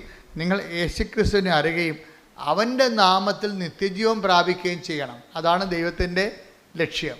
ഇപ്പം ദൈവത്തിൻ്റെ ലക്ഷ്യങ്ങളെന്ന് പറയണത് നിത്യജീവനുമായിട്ട് ബന്ധപ്പെട്ട വിഷയങ്ങളാണ് ഉള്ളത്. അപ്പം നിത്യജീവൻ ഒരു പ്രധാനപ്പെട്ട വിഷയമായിട്ട് അഭിഷേകമായിട്ട് കെട്ടിക്കഴിയുമ്പോഴാണ് ആൾക്കാർ ഉടമ്പടി ഇങ്ങനെ ചേഞ്ച് ചെയ്ത് മേടിക്കണത്. അവർ 5 ഉടമ്പടി 5 പുതുക്കും 6 പുതുക്കും. എന്നിട്ട് അവരെന്താ പറയണത്? ഞാൻ ഉടമ്പടി ജീവിതത്തിലാണെന്നാണ് പറയണത്. അവരെന്താ പറയണത്? ഉടമ്പടി. അപ്പോൾ അവർ 1 പുതുക്കി അവസാനിപ്പിക്കണില്ല. അവർ ഉടമ്പടി വയറ്റിപ്പിഴപ്പുള്ള ആൾക്കാർ മാത്രമേ 1 പുതുക്കി അവസാനിപ്പിക്കത്തുള്ളൂ. എന്താ വെച്ചാൽ അവർക്ക് ദൈവമല്ല പ്രശ്നം, പിന്നെ എന്താണ്? അവരുടെ നിയോഗമാണ് പ്രശ്നം. അപ്പോൾ നിയോഗം മാത്രം പ്രശ്നമുള്ളത്. അതുകൊണ്ടാണ് ഇപ്പോൾ എന്തുമാത്രം ആൾക്കാർ ഉടമ്പടി എടുത്തെങ്കിലും നമ്മുടെ യൂട്യൂബിലെ സബ്സ്ക്രിപ്ഷൻ നിൽക്കണ കണ്ടില്ലേ? അത് ആ എടുക്കണ രീതി അനുസരിച്ചേ നിൽക്കത്തുള്ളൂ. അത് കഴിഞ്ഞാൽ 90 ദിവസം കഴിയുമ്പോൾ പിന്നെ അവർ ചിലർ വിട്ടുപോകും. അതെന്ന് പറയണത് അവരുടെ ആ വസ്തു വിൽക്കുന്ന വിഷയത്തിന് മാത്രമാണ് അവർ ഉടമ്പടി എടുത്തിരിക്കുന്നത്. ദാറ്റ് മീൻസ് വിഷയബന്ധിയാണ്. അതിൻ്റെ ലക്ഷ്യം ദൈവമല്ല. ചില ആൾക്കാർ പുതുക്കി ആ ഉടമ്പടി ഒരു ജീവിത രീതിയായിട്ട് എടുക്കും. അതുകൊണ്ടാണ് അവർ സിൽവർ ഗ്രേയിലൊക്കെ വരണത്. അപ്പോൾ സിൽവർ ഗ്രേയിൽ വരുമ്പോൾ ചില സിൽവർ ഗ്രേക്കാർ ദൈവിക ലക്ഷ്യത്തിൽ എത്തിയിട്ടില്ല. അതുകൊണ്ടാണ് അവരുടെ സംഭവം പുതുക്കണ്ടെന്ന് ഞാൻ പറഞ്ഞിരിക്കുന്നത്. ചില സിൽവർ ഗ്രേക്കാരെന്ന് വെച്ച് കഴിഞ്ഞാൽ അവരിപ്പോഴും മകളെ പ്രസവിക്കണം, പെരക്കടാവിന് ഇംഗ്ലീഷ് മീഡിയത്തിൽ അഡ്മിഷൻ കിട്ടണം, ഇങ്ങനെയുള്ള ആദ്യം എന്താണ് അവിടെ എഴുതിയിരുന്നത് അത് തന്നെയാണ് ഇപ്പോഴും പറഞ്ഞുകൊണ്ട് നടക്കുന്നത്. അപ്പോൾ അവർ സിൽവർ ഗ്രേ ഇങ്ങനെ അറിയാതെ ആയിപ്പോയതാണ്. അവരുടെ ആധ്യാത്മിക ജീവിതം സിൽവർ ഗ്രേ ആയിട്ടില്ല. അവിടെ സിൽവർ ഗ്രേ ഇങ്ങനെ പത്രം മേടിച്ചും കൊടുത്തും മേടിച്ചു വന്നപ്പോൾ അറിയാണ്ട് ഇങ്ങനെ ഇതിൻ്റെ കളർ വ്യത്യാസം വന്നു പോയതാണ്. അവിടെ ആധ്യാത്മ ജീവിതം ഇപ്പോഴും കേന്ദ്രീയ വിദ്യാലയത്തിൽ പേരക്കിടാവിന് അഡ്മിഷൻ കിട്ടണമെന്ന് പറഞ്ഞാണ് സിൽവർ ഗ്രേക്കാരെ ശരീരം നടക്കുന്നത്. ഞാൻ പറഞ്ഞു അവിടെ പുതുക്കേണ്ട കാര്യമില്ല. കാര്യം എന്താ, ദൈവിക ലക്ഷ്യം അവർ അട്ടിമറിച്ചിട്ടുണ്ട്. ദൈവിക ലക്ഷ്യം. കാര്യം ഇത്രയും നാൾ ഈ സിൽവർ ഗ്രേ പോയിട്ട് ഇപ്പോഴും പേരക്കിടാവിന് കേന്ദ്രീയ വിദ്യാലയത്തിൽ അഡ്മിഷൻ കിട്ടണമെന്ന് പറഞ്ഞുകൊണ്ട് ഉടമ്പടി വെച്ച അതിൻ്റെ അർത്ഥം എന്താണ്? അവരിപ്പോഴും വയറ്റിപ്പഴുപ്പിൽ തന്നെ നിൽക്കുകയാണ്. ദൈവമായിട്ട് അവർക്ക് ബന്ധങ്ങളില്ല. ദൈവത്തിൽ വളരുകയോ ദൈവത്തിൽ നിങ്ങൾക്കറിയാമല്ലോ, ദൈവത്തെ കൊടുക്കാൻ തോന്നും. ഇപ്പം സിൽവർ ഗ്രേ എന്ന് കഴിഞ്ഞാൽ പിന്നീട് ഒന്നും ഉണ്ടാകത്തില്ല അവർക്ക്. എവാഞ്ചലൈസേഷൻ മാത്രമേ ഉണ്ടാകത്തുള്ളൂ. എന്താ കാര്യം? ഉടമ്പടിയുടെ തലയെന്ന് പറഞ്ഞത് എന്താ? ഉടമ്പടിയുടെ തലയെന്ന് പറയുന്നത് പ്രത്യക്ഷിക്കുന്ന പ്രാർത്ഥന അല്ല. ഉടമ്പടിയുടെ നാക്ക് മാത്രമാണ് പ്രത്യക്ഷിക്കുന്ന പ്രാർത്ഥന. ഉടമ്പടിയുടെ തലയെന്ന് പറയുന്നത് ഇവാഞ്ചലൈസേഷനാണ്. ഇവാഞ്ചലൈസേഷനിലൂടെ മാത്രമേ കൃപ വരത്തുള്ളൂ. അതാണ് വിഷയം. മറ്റെല്ലാം അനുഗ്രഹങ്ങളാണ്. ഇപ്പം അറിയണമെങ്കിലേ ഒന്ന് സ്തുതിക്കട്ടെ മക്കളെ. യേശുവേ സ്തോത്രം. Hallelujah hallelujah hallelujah hallelujah hallelujah. ഈശോയെ ആരാധന. Hallelujah hallelujah hallelujah hallelujah. നമ്മളെക്കുറിച്ച് സംസാരിക്കുന്ന ഉടമ്പടിയുടെ തലയുണ്ട്, ഉടമ്പടിയുടെ ഹൃദയമുണ്ട്, ഉടമ്പടിയുടെ കൈയുണ്ട്, ഉടമ്പടിയുടെ കാലുണ്ട്. ഇങ്ങനെ വ്യത്യസ്തമായ. അപ്പോൾ ഇത് തമ്മിൽ വ്യത്യാസം മനസ്സിലാക്കണം. അത് തലയെന്ന് പറഞ്ഞാൽ എന്താണ്? കൃപ ടാപ്പ് ചെയ്യാൻ പറ്റുന്ന പദ്ധതിയാണ് തലയെന്ന് പറയുന്നത്. അനുഗ്രഹമാണ് ബാക്കി എല്ലാ കാര്യങ്ങൾ. ഇപ്പോൾ ഈ സിൽവർ ഗ്രേയിലൊക്കെ വരുമ്പോൾ ഇവർക്ക് അവസാനം ഇവർ ദൈവമായിട്ട് ഫുൾ ഇൻ്റലക്ച്വലി അവർ കൺവിൻസ്ഡ് ആണ് ഈ വിഷയത്തെക്കുറിച്ച്. അവർ ഇമോഷണലി ഡിസ്റ്റർബ്ഡ് അല്ല. എൻ്റെ പ്രോബ്ലം വെച്ച് കഴിഞ്ഞാൽ ഒരു ഫാക്കൽറ്റഡ് മനുഷ്യനെ if they are intellectually convinced they are not emotionally disturbed. അതാണ് മനുഷ്യൻ്റെ ഒരു വിഷയത്തെക്കുറിച്ച് നമുക്ക് ആന്തരികം ബൗദ്ധിക ബോധ്യം കിട്ടിയാൽ വൈകാരികമായിട്ട് നമ്മൾ അലോസരല്ല. ഉടമ്പടിയിലെ തല കറക്റ്റായിട്ട് വർക്ക് ചെയ്യുന്നുണ്ടെന്നുണ്ടെങ്കിൽ കൃപ ടാപ്പ് ചെയ്യാൻ തുടങ്ങും. ഇപ്പോൾ ഉദാഹരണത്തിന് ഉടമ്പടി തലയെന്ന് പറയുന്നത് എന്താണ്? വിശ്വാസ കൈമാറ്റമാണ്. ചില കർത്താവ് തന്നെ അവർ പറഞ്ഞ് 72 പേരെ പറഞ്ഞു വിട്ടില്ലേ ഈശോ? 72 പേരെ പറഞ്ഞു വിട്ടു. ഈ 2 പേരായിട്ട് താൻ പോകാനിരുന്ന ഗ്രാമങ്ങളിലേക്കെല്ലാം ഈ 2 പേരായിട്ട് പോകാൻ വേണ്ടി വഴിയൊരുക്കാൻ വേണ്ടി 72 പേരെ പറഞ്ഞു വിട്ട്. അവർ തിരിച്ചു വന്നപ്പോഴും അവരിങ്ങനെ ആഹ്ലാദത്തോടെ പറഞ്ഞു. എന്താ പറഞ്ഞത്? കർത്താവേ, നിൻ്റെ നാമത്തിൽ പിശാചുക്കൾ പോലും ഞങ്ങൾക്ക് കീഴ്പ്പെട്ടു. അതാണ്. അപ്പോൾ പിശാചുക്കൾ പോലും വിട്ടൊഴിഞ്ഞു പോയെന്ന അതെന്താണ്? അത് ബ്ലെസ്സിങ്സാ. കർത്താവ് പറഞ്ഞു ബ്ലെസ്സിങ്സ് ആണല്ലോ അത് വലിയ കഥ എന്നുള്ള കാര്യമല്ല. മറിച്ച് നിങ്ങളുടെ പേരുകൾ സ്വർഗത്തിൽ എഴുതിയിരിക്കുന്നതിൽ സന്തോഷിക്കാൻ കർത്താവ് ആത്മാവിൽ ആനന്ദ നിർവൃതി കൊണ്ടിട്ട് പറയും, ആ പിതാവേ, ഈ കാര്യങ്ങൾ നീ വിജ്ഞാനികളിലും വിവേകമതികളും മറച്ചു വെച്ചു ശിശുക്കൾക്ക് വെളിപ്പെടുത്തി കൊടുത്തതിൽ ഞാൻ അങ്ങേ സ്തുതിക്കുന്നു. കർത്താവിൽ ആത്മാവിൽ ആനന്ദിക്കുകയും. നിങ്ങളിലേക്ക് കൃപയെ അപ്ലോഡ് ചെയ്യാൻ തുടങ്ങിക്കഴിഞ്ഞാൽ കർത്താവ് ആത്മാവിൽ ആനന്ദിക്കാൻ തുടങ്ങും. ആനന്ദിക്കണം എന്തുകൊണ്ടാണെന്ന് വെച്ച് കഴിഞ്ഞാൽ ഇത് സുവിശേഷ കൈമാറ്റം നടന്നു. അതാണ് വിഷയം. 72 പേരെ പറഞ്ഞു വിട്ടത് എന്തിനാണ്? വിശ്വാസം കൈമാറാൻ വേണ്ടിയാണ്. Take the bed of God. 10:20 ലൂക്കാ സുവിശേഷം. ലൂക്കാ 10:20. ലൂക്കാ 10:20. എന്നാൽ പിശാചുക്കൾ നിങ്ങൾക്ക് കീഴടങ്ങുന്നു എന്നതിൽ നിങ്ങൾ സന്തോഷിക്കേണ്ട. മറിച്ച് പനി മാറി, അല്ലെങ്കിൽ ക്യാൻസർ മാറി, അല്ലെങ്കിൽ നിങ്ങളെ രോഗം മാറി എന്നതിൽ വലിയ സന്തോഷമൊന്നും കാണിക്കണ്ട. കാര്യം എന്താണ്? ദൈവം സന്തോഷിക്കുന്നത് എന്തിലാണ്? സുവിശേഷം കൈമാറി എന്നതിലാണ്. അവിടെയാണ് വിഷയം. ഇപ്പം കൃപാസനം പത്രത്തെക്കുറിച്ച് എന്തുമാത്രം സഭയുടെ അകത്തും പുറത്തും പൊതുജനങ്ങളിൽ എന്തുമാത്രം കലാപക്കൊടിയും ഉണ്ടായി. ആ കാലങ്ങളിലൊക്കെ ഞാൻ ആകപ്പാടെ ഇങ്ങനെ പ്രാർത്ഥിച്ച് നിൽക്കുകയാണ് ചെയ്തത്.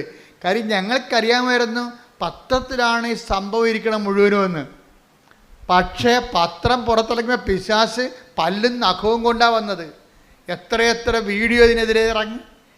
ഒരു മനുഷ്യൻ പോലും ഒന്നും ചെയ്തില്ല. എന്നിട്ടും ദോശ ചുട്ട് തിന്ന് ചമ്മന്തി അരച്ചെന്നൊക്കെ പറഞ്ഞുകൊണ്ട് നമ്മൾ അന്ധവിശ്വാസം പ്രചരിപ്പിക്കുന്നു. അച്ഛനെ അറസ്റ്റ് ചെയ്യണം, എന്തെല്ലാം പരിപാടിയാണ്. ഗവൺമെൻറ് നിയമം അന്ധവിശ്വാസം പ്രചരിപ്പിക്കുന്നതിനെതിരെ രാജസ്ഥാൻ ഗവൺമെൻറ് നടപടിയെടുത്തു. കൃപാസനത്തിൽ നടപടിയെടുക്കും.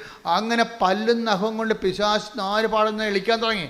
അതിൻ്റെ കൂടെ സഭയിലുള്ള ചില പുരോഹിതന്മാരും നമ്മൾക്കെതിരെ വന്നു. പല പള്ളികളിലൊക്കെ ഇത് ഒരു പുരോഹിതൻ കുറേ പത്രം കൊണ്ടുവന്ന് പുറത്ത് അവരുടെ പള്ളി കൊടുത്ത പത്രമാണ് എന്നും പറഞ്ഞുകൊണ്ട് അത് മുഴുവൻ കൊണ്ടുവന്ന് ഇവിടെ ഇട്ടും പോയി, കൃപാസന വാതിക്കലിട്ടും പോയി. ഒന്നും വേണ്ടിയില്ല, ആരോടും പരിഭവമില്ല, ആരോടും ഒരു നിരസം പോലും ഇല്ല. ആ അച്ഛനെ കാണുമ്പോഴും അച്ഛനോട് ഗുഡ് മോർണിംഗ് പറഞ്ഞ് ഈശോമിശിഹായെ സ്തുതി പറഞ്ഞ് സന്തോഷത്തോടെ നമ്മൾ പെരുമാറും. എന്താ കാര്യം? നമ്മൾ ചെയ്യുന്ന ജോലി വിശ്വാസ കൈമാറ്റമാണ്. അത് നിങ്ങൾ എപ്പോഴും ഓർത്തേക്കണം. നമുക്ക് വേറെ ഒരു ലക്ഷ്യമില്ല. നമ്മുടെ ജോലി എന്താണ്? ക്രിസ്തുവിനെ കൈമാറുകയാണ്. അപ്പം ക്രിസ്തുവിനെ കൈമാറുമ്പോൾ സ്വീകാര്യമല്ലാത്തവർക്ക് പലതരത്തിലുള്ള റെസ്പോൺസ് ഉണ്ടാകും. ആൻറ്റി റെസ്പോൺസ് ആയിരിക്കും മിക്കതും. ക്രിസ്തുവിനെ സ്വീകരിക്കാത്തവരെല്ലാം പിന്നെ ആദ്യം സ്വീകരിക്കാതിരുന്ന ആരാണെന്ന് നമുക്കറിയാമല്ലോ. അവൻ തൻ്റെ ജനങ്ങളുടെ അടുക്കിലേക്ക് വന്നു, തൻ്റെ ജനങ്ങളാകട്ടെ അവനെ അറിഞ്ഞില്ല. അതല്ലേ സംഭവം. യോഹന്നാൻ 1:11 അവൻ സ്വജനത്തിൻ്റെ അടുത്തേക്ക് വന്നു, എന്നാൽ അവർ അവനെ സ്വീകരിച്ചില്ല. ഇത് സ്വാഭാവികമാണ്. ഇപ്പം നിങ്ങളുടെ ബന്ധുക്കളോ സഭയിലുള്ളവരോ ചില സമയത്ത് ക്രിസ്തുവിനെ സ്വീകരിക്കത്തില്ല. മറ്റൊരു മാർഗത്തിലൂടെ ക്രിസ്തുവിൻ്റെ സുവിശേഷം കൈമാറ്റം ചെയ്യപ്പെടുന്നതെന്ന് കണ്ടു കഴിഞ്ഞാൽ റിജക്റ്റ് ചെയ്യപ്പെടും. അപ്പോൾ ഇത് ബുദ്ധിപരമായിട്ട് ആധ്യാത്മികത എന്ന് പറയുന്നത് ഒരു ഇൻ്റലിജൻ്റ് ബിസിനസ്സാണത്. ആധ്യാത്മികത എന്ന് പറയുന്നത് അപ്പം നമ്മളെ ബുദ്ധിപരമായിട്ട് അവിടെ എന്ത് നിലപാടാണ് സ്വീകരിക്കേണ്ടത്? സൗമ്യതയായിരിക്കണം. അപ്പം നിങ്ങളെ എതിർക്കുന്നവരെ നിങ്ങൾ എതിർക്കരുത്. പൗലോസ് അപ്പോസ്തലൻ എല്ലാം പറഞ്ഞിട്ടുണ്ട്, നിങ്ങളെ എതിർക്കുന്നവരെ നിങ്ങൾ എതിർക്കരുത്. പിന്നെന്താണ്? അവരെ ആശീർവദിക്കുവിൻ. ആശീർവദിക്കുക മാത്രമേ ചെയ്യാവൂ. Take the bed of God. ശ്രദ്ധിക്കട്ടെ. Hallelujah hallelujah hallelujah. യേശുവേ നന്ദി, യേശുവേ സ്തുതി. ഹല്ലേലൂയ. അതായത് എപ്പോഴും നമ്മൾ ശ്രദ്ധിക്കേണ്ട ഒരു വിഷയം, ഇപ്പോൾ ഉടമ്പടി സിൽവർ ഗ്രേയിലേക്ക് വരുമ്പോൾ ഇതിൻ്റെ അകത്ത് 90% വിഷയവും കൃപയുമായി ബന്ധപ്പെട്ടതായിരിക്കണം. ഇപ്പോഴും അനുഗ്രഹവുമായി ബന്ധപ്പെട്ട് പേരക്കിടാവിനെ കേന്ദ്ര വിദ്യാലയത്തിൽ ചേർക്കാൻ വേണ്ടിയാണ് ഉടമ്പടി സിൽവർ ഗ്രേ ആക്കണം എന്നുണ്ടെങ്കിൽ ഞാൻ പറയും പുതുക്കി കൊടുക്കരുതെന്ന് പറയും. കാര്യം ചുമ്മാ വൈകിട്ടപ്പോഴാണ് വിഷയം. അവർക്ക് ഇപ്പോഴും ബുദ്ധിയും ബോധവും വന്നിട്ടില്ല. ഉടമ്പടി എന്താണെന്ന് മനസ്സിലായിട്ടില്ല അവർക്ക്.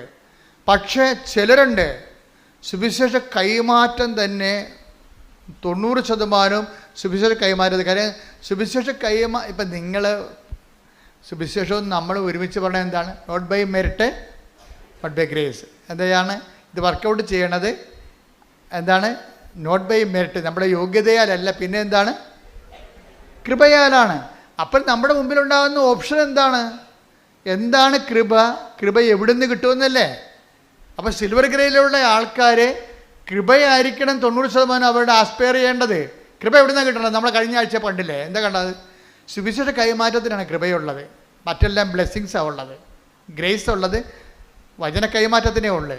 കർത്താവിനെ ഒരു മനുഷ്യനെ കാണുമ്പോൾ കർത്താവിനെ കുറിച്ച് പറയാൻ വേണ്ടി നാക്ക് തരിക്കണം. അപ്പോൾ ഓർക്കുക, നീ കൃപയിലാണെന്ന് ഓർക്കണം. അത് ദൗത്യമാണ്, മിഷൻ എന്ന് പറയും. ദൗത്യത്തിനാണ് കൃപയുള്ളത്. 14:26 എടുത്ത് നടപടി പുസ്തകം 14:26. അപ്പോസ്തല പ്രവർത്തനങ്ങൾ 14:26. അപ്പോസ്തല പ്രവർത്തനം 14:26. അവിടെ നിന്ന് അന്ത്യോക്യയിലേക്ക് കപ്പൽ കയറി തങ്ങൾ നിർവഹിച്ച ദൗത്യത്തിന് മിഷൻ കണ്ട തങ്ങൾ നിർവഹിച്ച മിഷന് ആവശ്യമായിരുന്ന ദൈവകൃപയ്ക്ക് അവർ നോട്ട് ബ്ലെസ്സിങ്, അനുഗ്രഹമല്ല. എന്താണ്? ദൗത്യത്തിന് വേണ്ടത്, മിഷന് വേണ്ടത്, വിശ്വാസ കൈമാറ്റത്തിന് വേണ്ടത്, ഇവാഞ്ചലൈസേഷന് വേണ്ടത് എന്താണ്? കൃപ. തങ്ങൾക്ക് ആവശ്യമായ ദൗത്യത്തിന്, തങ്ങൾ നിർവഹിച്ച ദൗത്യത്തിന് ആവശ്യമായ കൃപ. ദൈവകൃപയ്ക്ക് അവർ ഭരമേൽപ്പിക്കപ്പെട്ടത് അവിടെ വെച്ചാണല്ലോ. അപ്പൊ നിങ്ങൾ ദൈവകൃപയ്ക്ക് പരമേൽപ്പിക്കപ്പെടുന്ന എവിടെ വെച്ചാണ്? മാതാവിൻ്റെ പ്രത്യക്ഷീകരണ സന്നിധാനത്തിൽ വെച്ചാണ്.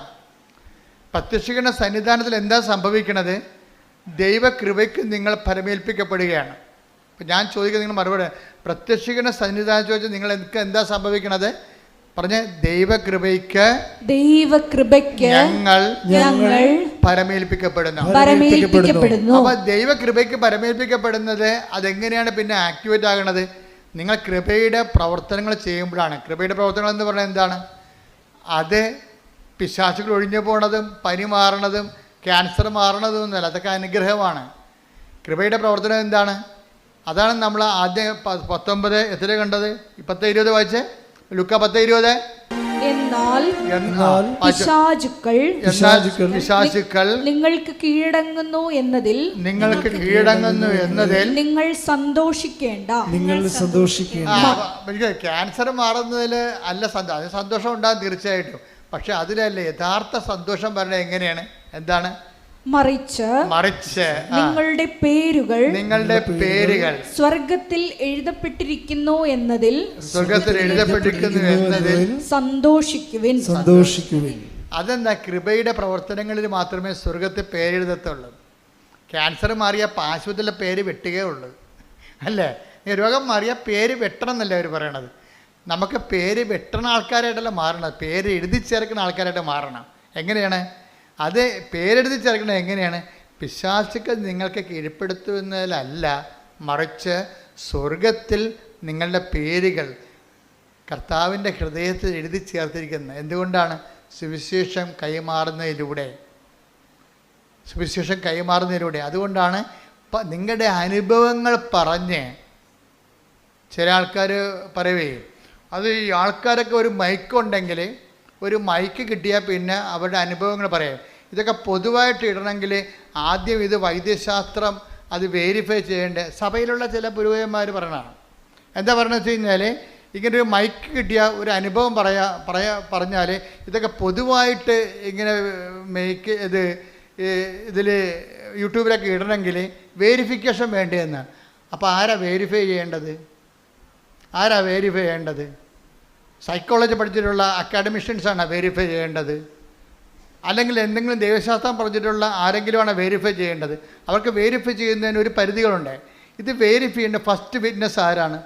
വൈദ്യശാസ്ത്രം സെക്കൻഡ് വിറ്റ്നസ് ആണ്.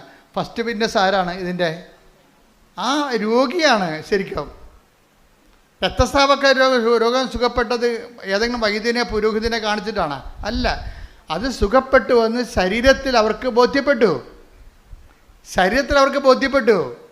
അപ്പോൾ ഫസ്റ്റ് ഒരു രോഗസൗഖ്യത്തിൻ്റെ ഫസ്റ്റ് വിറ്റ്നസ്, ഇപ്പം നിനക്ക് വലിയ ശ്വാസം മുട്ടലും ഉണ്ടായിരുന്നു.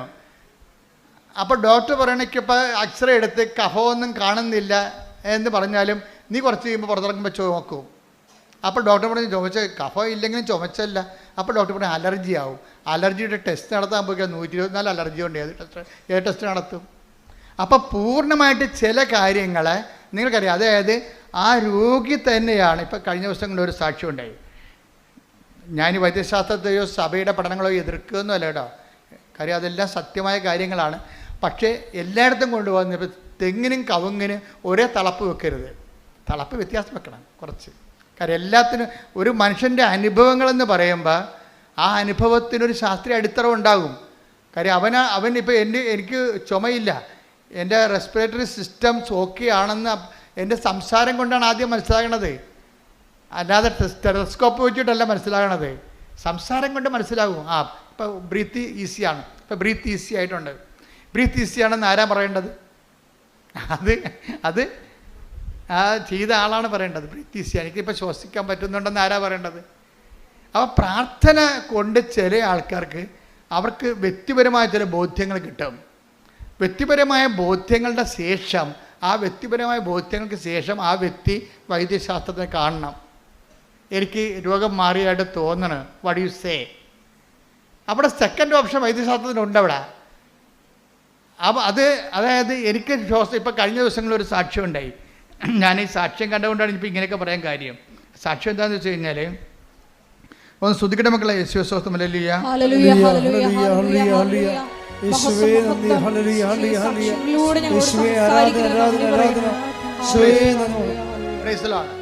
വൈക്കത്തുനിന്നൊരു സാക്ഷിയാണ് നമ്മൾ അപ്പീരുണ്ടായി. ആ സാക്ഷ്യം എന്ന് വെച്ച് കഴിഞ്ഞാൽ 92 വയസ്സുണ്ട് ആ അപ്പച്ചന്.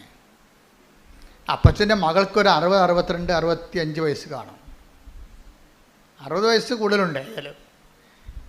അപ്പോൾ ഈ 60 വയസ്സുള്ള മകളും 92 വയസ്സുള്ള അപ്പനും കൂടിയാണ് ഈ ആൾക്കാർ കയറി നിൽക്കുന്നത്. അവർക്ക് എന്താ പറയാനുള്ളത്? അവർ 92 വയസ്സുള്ള അപ്പൻ ഇവിടെ വന്ന് നിൽപ്പുണ്ട്, കിടപ്പൊന്നുമല്ല. അങ്ങേര് നല്ല തൻ്റെ ഇടത്തോടെ വന്ന് നിൽക്കണം ഇവിടെ. 62 വയസ്സുള്ള മകൾ കൂടെ നിൽപ്പുണ്ട്. സുലേഖ എന്നാണ് പേര്, സുലേഖ. അപ്പോൾ നിങ്ങൾക്ക് മനസ്സിലായില്ലേ? എന്താ പ്രശ്നം? അപ്പൻ്റെ പ്രശ്നം എന്താ? അപ്പന് പിത്താശയത്തിൽ കല്ല്. അപ്പന് പിത്താശയത്തിൽ കല്ല്. ഭയങ്കരമായ വേദനയാണ് പിത്താശയത്തിൻ്റെ സ്ഥലത്ത്. ആശുപത്രിയിൽ കൊണ്ടുവന്ന് പറഞ്ഞു ഇതിൽ കൂടിയ അവസ്ഥയാണ്, ഇത് ICUവിലേക്ക് മാറ്റണമെന്ന് പറഞ്ഞ്. അപ്പോൾ 62 വയസ്സുള്ള മകൾ പറഞ്ഞ് അപ്പൻ നിലവിളിയാണ്, സഹിക്കാൻ പറ്റാതെ, സാർ എന്തെങ്കിലും ചെയ്യ് എന്ന് പറയും. എന്ന് വെച്ച് കഴിഞ്ഞാൽ 92 വയസ്സുള്ള ആൾ നിലവിളിക്കുമ്പോൾ ഒന്ന് ചിന്തിച്ച് നോക്കിയേ. പരമാവധി ഇങ്ങനെയുള്ളവരൊക്കെ പിടിച്ചു നിൽക്കും, സഹിക്കാൻ പറ്റാത്തതുകൊണ്ടാണ് അവർ കരഞ്ഞു പോണത്. എന്നിട്ട് ഈ ICUവിലേക്ക് മാറ്റും. ICUവിലോട്ട് മാറ്റി കഴിയുമ്പോൾ പിന്നീട് ഡോക്ടർ പറയും ഇതിന് ഈ ഹോസ്പിറ്റൽ ചേഞ്ച് ചെയ്യേണ്ടി വരും, ഓപ്പറേഷൻ വേണമെന്ന് പറയും. അപ്പോൾ ഹോസ്പിറ്റൽ ചേഞ്ച് ചെയ്ത് ഓപ്പറേഷനിലേക്ക് കൊണ്ടുപോകും. ഓപ്പറേഷൻ ചെയ്യാൻ വേണ്ടി നോക്കുമ്പോഴുണ്ട് ഈ പിത്താശയത്തിൽ 92 വയസ്സുള്ള ആളിന് ഓപ്പറേഷൻ നടക്കത്തില്ല. ആ വൈദ്യശാസ്ത്രം അവിടെ വെച്ച് ചെയ്യാവുന്നതിൻ്റെ മാക്സിമം കാര്യം എന്താണ്? ഓപ്പറേഷൻ ചെയ്യുക എന്നുള്ളതാണ്. പക്ഷേ ഓപ്പറേഷൻ ചെയ്യാൻ പറയുമ്പോൾ പറയും ഈ 92 വയസ്സുള്ള ശരീരത്തിട്ട് ഓപ്പറേറ്റ് ചെയ്യാൻ പറ്റത്തില്ല, അപകടമാണെന്ന് പറയും. പിന്നെ വൈദ്യശാസ്ത്രം വാതിലടക്കും. എന്താ കാര്യം? അവിടെ കയ്യിൽ നിലവിലുള്ള സംവിധാനങ്ങൾ അവർക്കുണ്ട്, പക്ഷേ ആളിന് വയസ്സ് ഇത്തിരി കൂടിപ്പോയി. അവിടെയാണ് പ്രശ്നം. മെറിറ്റ്, വൈദ്യശാസ്ത്രത്തിൻ്റെ മെറിറ്റ് പോകണമാണ് അവിടെ വെച്ച്. വൈദ്യശാസ്ത്രത്തിൻ്റെ മെറിറ്റ് അവിടെ വെച്ച് തീരുകയാണ്. പിന്നെ എന്താണ് ഇനി ഉള്ളത്? ഗ്രേസേ ഉള്ളൂ. വൈദ്യശാസ്ത്രത്തിൻ്റെ മെറിറ്റ് തീരുന്നുവെന്നാണ് എല്ലാവരും പറയണത്. ഇപ്പം നിരീശ്വരവാദികളുണ്ട്, യുക്തിവാദികളുണ്ട്. വൈദ്യശാസ്ത്രം മെറിറ്റ് തീർന്ന പിന്നെ അവർക്ക് ഓപ്ഷൻ ഇല്ല. പക്ഷേ വിശ്വാസിക്ക് ഒരു ഓപ്ഷൻ കിടപ്പുണ്ട്. എന്താണ്? Not by merit but by grace. അതാണ് വിഷയം. വിശ്വാസി യുക്തിവാദിയേക്കാൾ മുന്നോട്ട് പോകും. എന്താ കാര്യം? അവൻ്റെ മുന്നിൽ അവൻ്റെ ദൈവം അവന് ഒരു പോംവഴി പറഞ്ഞിട്ടുണ്ട്. എന്താ പറഞ്ഞിരിക്കണത്? ഈ ഒരു കാര്യം മെറിറ്റ് കൊണ്ട് നടന്നില്ലെങ്കിൽ പിന്നെ എന്താണ്? നീ മനസ്സ് തളരരുത്. എന്താണ്? പിന്നെ എൻ്റെ സമയമാണെന്ന്. എൻ്റെ not by merit but by grace. അപ്പന് 92 വയസ്സ് ആ അപ്പനെയും കൊണ്ട് ഇവിടെ വരുമ്പോൾ നമ്മളെന്താ ചെയ്യണത്? നമ്മുടെ കയ്യിലുള്ളത് സിമ്പിളാണ്. ഒത്തിരി വെടിയും പുകയും ഒന്നും കാണിക്കേണ്ട കാര്യമില്ല. സിമ്പിളാണ്. In the name of Jesus Christ. നമ്മുടെ സഭയുടെ കയ്യിലുള്ളത് എന്താണ്? യേശുവിൻ്റെ നാമമാണ്. യേശുവിൻ്റെ നാമത്തിൻ്റെ പ്രയോഗമാണ് പിന്നെ നടക്കുന്നത്. ആർക്കും ചെയ്യാവുന്നേ ഉള്ളൂ. ആർക്കും ചെയ്യാവുന്നേ ഉള്ളൂ എന്ന് പറയുന്നത് എന്താ കാര്യം? കർത്താവ് വിശ്വസിക്കുന്നവന് ഈ അടയാളം കൊടുത്തിട്ടുണ്ട്, ഇല്ലേ? മർക്കോസിൻ്റെ 16-17 വായിക്കുമ്പോൾ എന്താ പറയണത്? വിശ്വസിക്കുന്നതിൻ്റെ കൂടെ അടയാളം ഉണ്ടാവും. രോഗികളുടെ മേൽ കൈവെക്കും, അവർ സൗഖ്യം പ്രാപിക്കും. വിശ്വാസമാണ് അവിടെ. ആരല്ലേ? ക്രിസ്തുവിലുള്ള വിശ്വാസമാണ്. അവൻ്റെ നാമത്തിൽ in the name of the Father and of Son and the Holy Spirit I heal you. ഈ സൈത്ത് എടുത്തിട്ട് കർത്താവിൻ്റെ നാമത്തിൽ വെഞ്ചരിച്ച സൈത്ത് എടുത്ത് പഞ്ഞി തൂക്കിയിട്ട് അപ്പൻ്റെ ഈ പിത്താശയത്തിൽ 5-10 കല്ലിരിക്കണം. എത്ര കല്ലുണ്ടെന്ന് സ്കാനിങ്ങിൽ കുറേ കല്ലുണ്ട്. ഈ കല്ലവിടെ ഇരിക്കണം. കല്ല് ഓപ്പറേറ്റ് ചെയ്യാമെന്ന് ആരും ഡോക്ടർമാർ പറഞ്ഞത് ഈ കീ ഹോൾ ചെയ്യാമെന്ന് പറഞ്ഞ്. കീ ഹോൾ പോലും നടക്കണില്ല. അപ്പോഴും ഇതിൻ്റെ റിപ്പോർട്ടിന് കല്ലിരിപ്പുണ്ട്. അതേസമയം തന്നെ ഡോക്ടറിന് 92 വയസ്സുള്ള കാരണം ഒന്നും ചെയ്യാനും പറ്റണില്ല. കീ ഹോളും ചെയ്യാൻ പറ്റണില്ല, ട്രീറ്റ്മെൻറ്റും ഇല്ല. കുറേ ആൻറ്റിബയോട്ടിക്സ് കൊടുത്തു ഡോക്ടർ. 4 ആഴ്ച ട്രീറ്റ് ചെയ്ത ആളാ. ആൻറ്റിബയോട്ടിക്സ് കൊടുത്ത് 4 ആഴ്ച ട്രീറ്റ് ചെയ്തു. എന്നിട്ട് കല്ല് അവിടെ തന്നെ ഇരിക്കണ്. ഇനി ഞങ്ങൾക്കൊന്നും ചെയ്യാനില്ല, ഇനി ഓപ്പറേഷൻ ഉള്ളതെന്ന് പറയുമ്പോൾ അതിന് വേറെ മാറ്റുമ്പോൾ ഈ അവിടെ ചെല്ലുമ്പോൾ ഓപ്പറേഷൻ ടെസ്റ്റൊക്കെ എടുത്ത് നോക്കുമ്പോൾ ഈ 92 വയസ്സുകാരനെ ഓപ്പറേറ്റ് ചെയ്താൽ അത് കാഷ്വാലിറ്റി ഉണ്ടാകും. ആൾ ചിലപ്പോൾ മരിച്ചു പോകും. കാര്യം അതിൻ്റെ ഇൻഫെക്ഷനും പൂർണ്ണമായിട്ട് വിജയം ഉണ്ടാകത്തില്ല. അപ്പം കല്ല് അവിടെ തന്നെ ഇരിക്കുകയും. അപ്പോൾ എന്തു ചെയ്യും? അവരെ വീട്ടിൽ കൊണ്ടുപോവുക. പിന്നെ അവരെ പറയും നല്ല ഭക്ഷണം മരിക്കണവരെ കൊടുക്കുക, അത് കഴിയുമ്പോൾ അറിയിക്കേണ്ടവരെ അറിയിക്കുക. അങ്ങനെയൊക്കെ പറയാൻ പറ്റത്തുള്ളൂ. അത്രേ പറയാൻ പറ്റത്തുള്ളൂ. ആ ഒരു കണ്ടീഷനിലാണ് അറിയിക്കേണ്ടവരെ അറിയിക്കാൻ വേണ്ടി ഇവിടെ വരുന്നത്. അറിയിക്കാൻ വേണ്ടി എല്ലാം കേൾക്കാൻ ഒരാളിരിപ്പുണ്ടല്ലോ ഇവിടെ. അതാണ് വിഷയം മാറി. വിഷയം നോട്ട് ബൈ മെറിറ്റ്. മെറിറ്റ് മാറുകയാണ്. മെറിറ്റ് വാതിലടച്ചിരിക്കുന്നു. ഇനി ഇവിടെ സുഹൃത്ത് പിന്നെ എന്താ? പിന്നെ വർക്ക് ഗ്രേസാണ്. ഗ്രേസിൽ എന്താ ചെയ്യണത്? ഗ്രേസിൽ സിമ്പിളാണ് ചെയ്യണത്. അല്ല ഇതിന് വെടിയും പോകുകയും അഭ്യാസങ്ങളും ഒന്നും കാണിക്കേണ്ട കാര്യമില്ല. ഇതിന് ഒരു അഭ്യാസം കാണിക്കണം. എന്താണ്? In the name of Jesus എന്ന് പറയാൻ കഴിയണം. അത് with full faculty. With full faculty. ഞാൻ നിങ്ങളുടെ ഉടമ്പടിത്തലും തന്നിട്ടില്ലേ? അത് നിങ്ങളും ഇതുപോലെ ക്രിസ്തുവിന് ആവശ്യമുള്ളവർക്ക് കൊടുക്കണം. എന്നിട്ട് പറയേണ്ടത് എന്താണ്? In the name of Jesus. In the name of Jesus എന്ന് പറയുന്നത് എന്താണ്? യേശുവിൻ്റെ നാമത്തെക്കുറിച്ചാണ് പറയണത്. എന്താണ്? ദൈവം സമസ്തവും അവൻ്റെ നാമത്തിൻ്റെ കീഴിലാക്കിയിരിക്കുന്നു. അതാണ് സംഭവം. അത് പിത്താശക്കല്ലായാലും ശരി, പിശാച് ബാധിതയായാലും ശരി, എല്ലാം ദൈവം ആരുടെ പേരിലാക്കിയിരിക്കുന്നു. Take the bed of God. ദൈവം സമസ്തവും.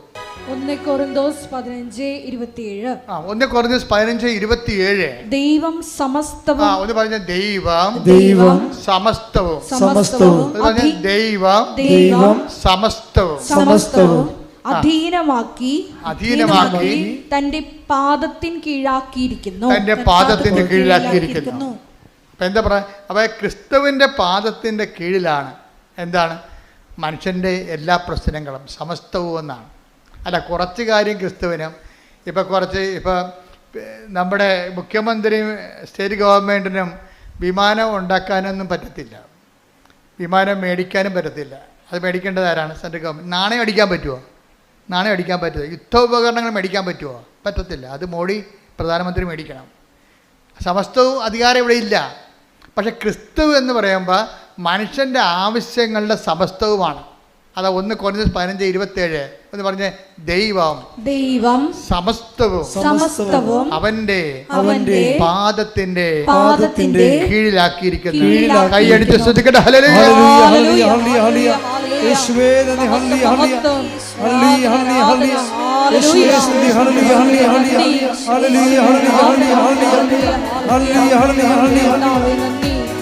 പരിശുദ്ധ പരമ ദിവ്യകാരുണ്യത്തിന് ആരാധനയും സ്തുതിയും പുകഴ്ചയും ഉണ്ടായിരിക്കട്ടെ.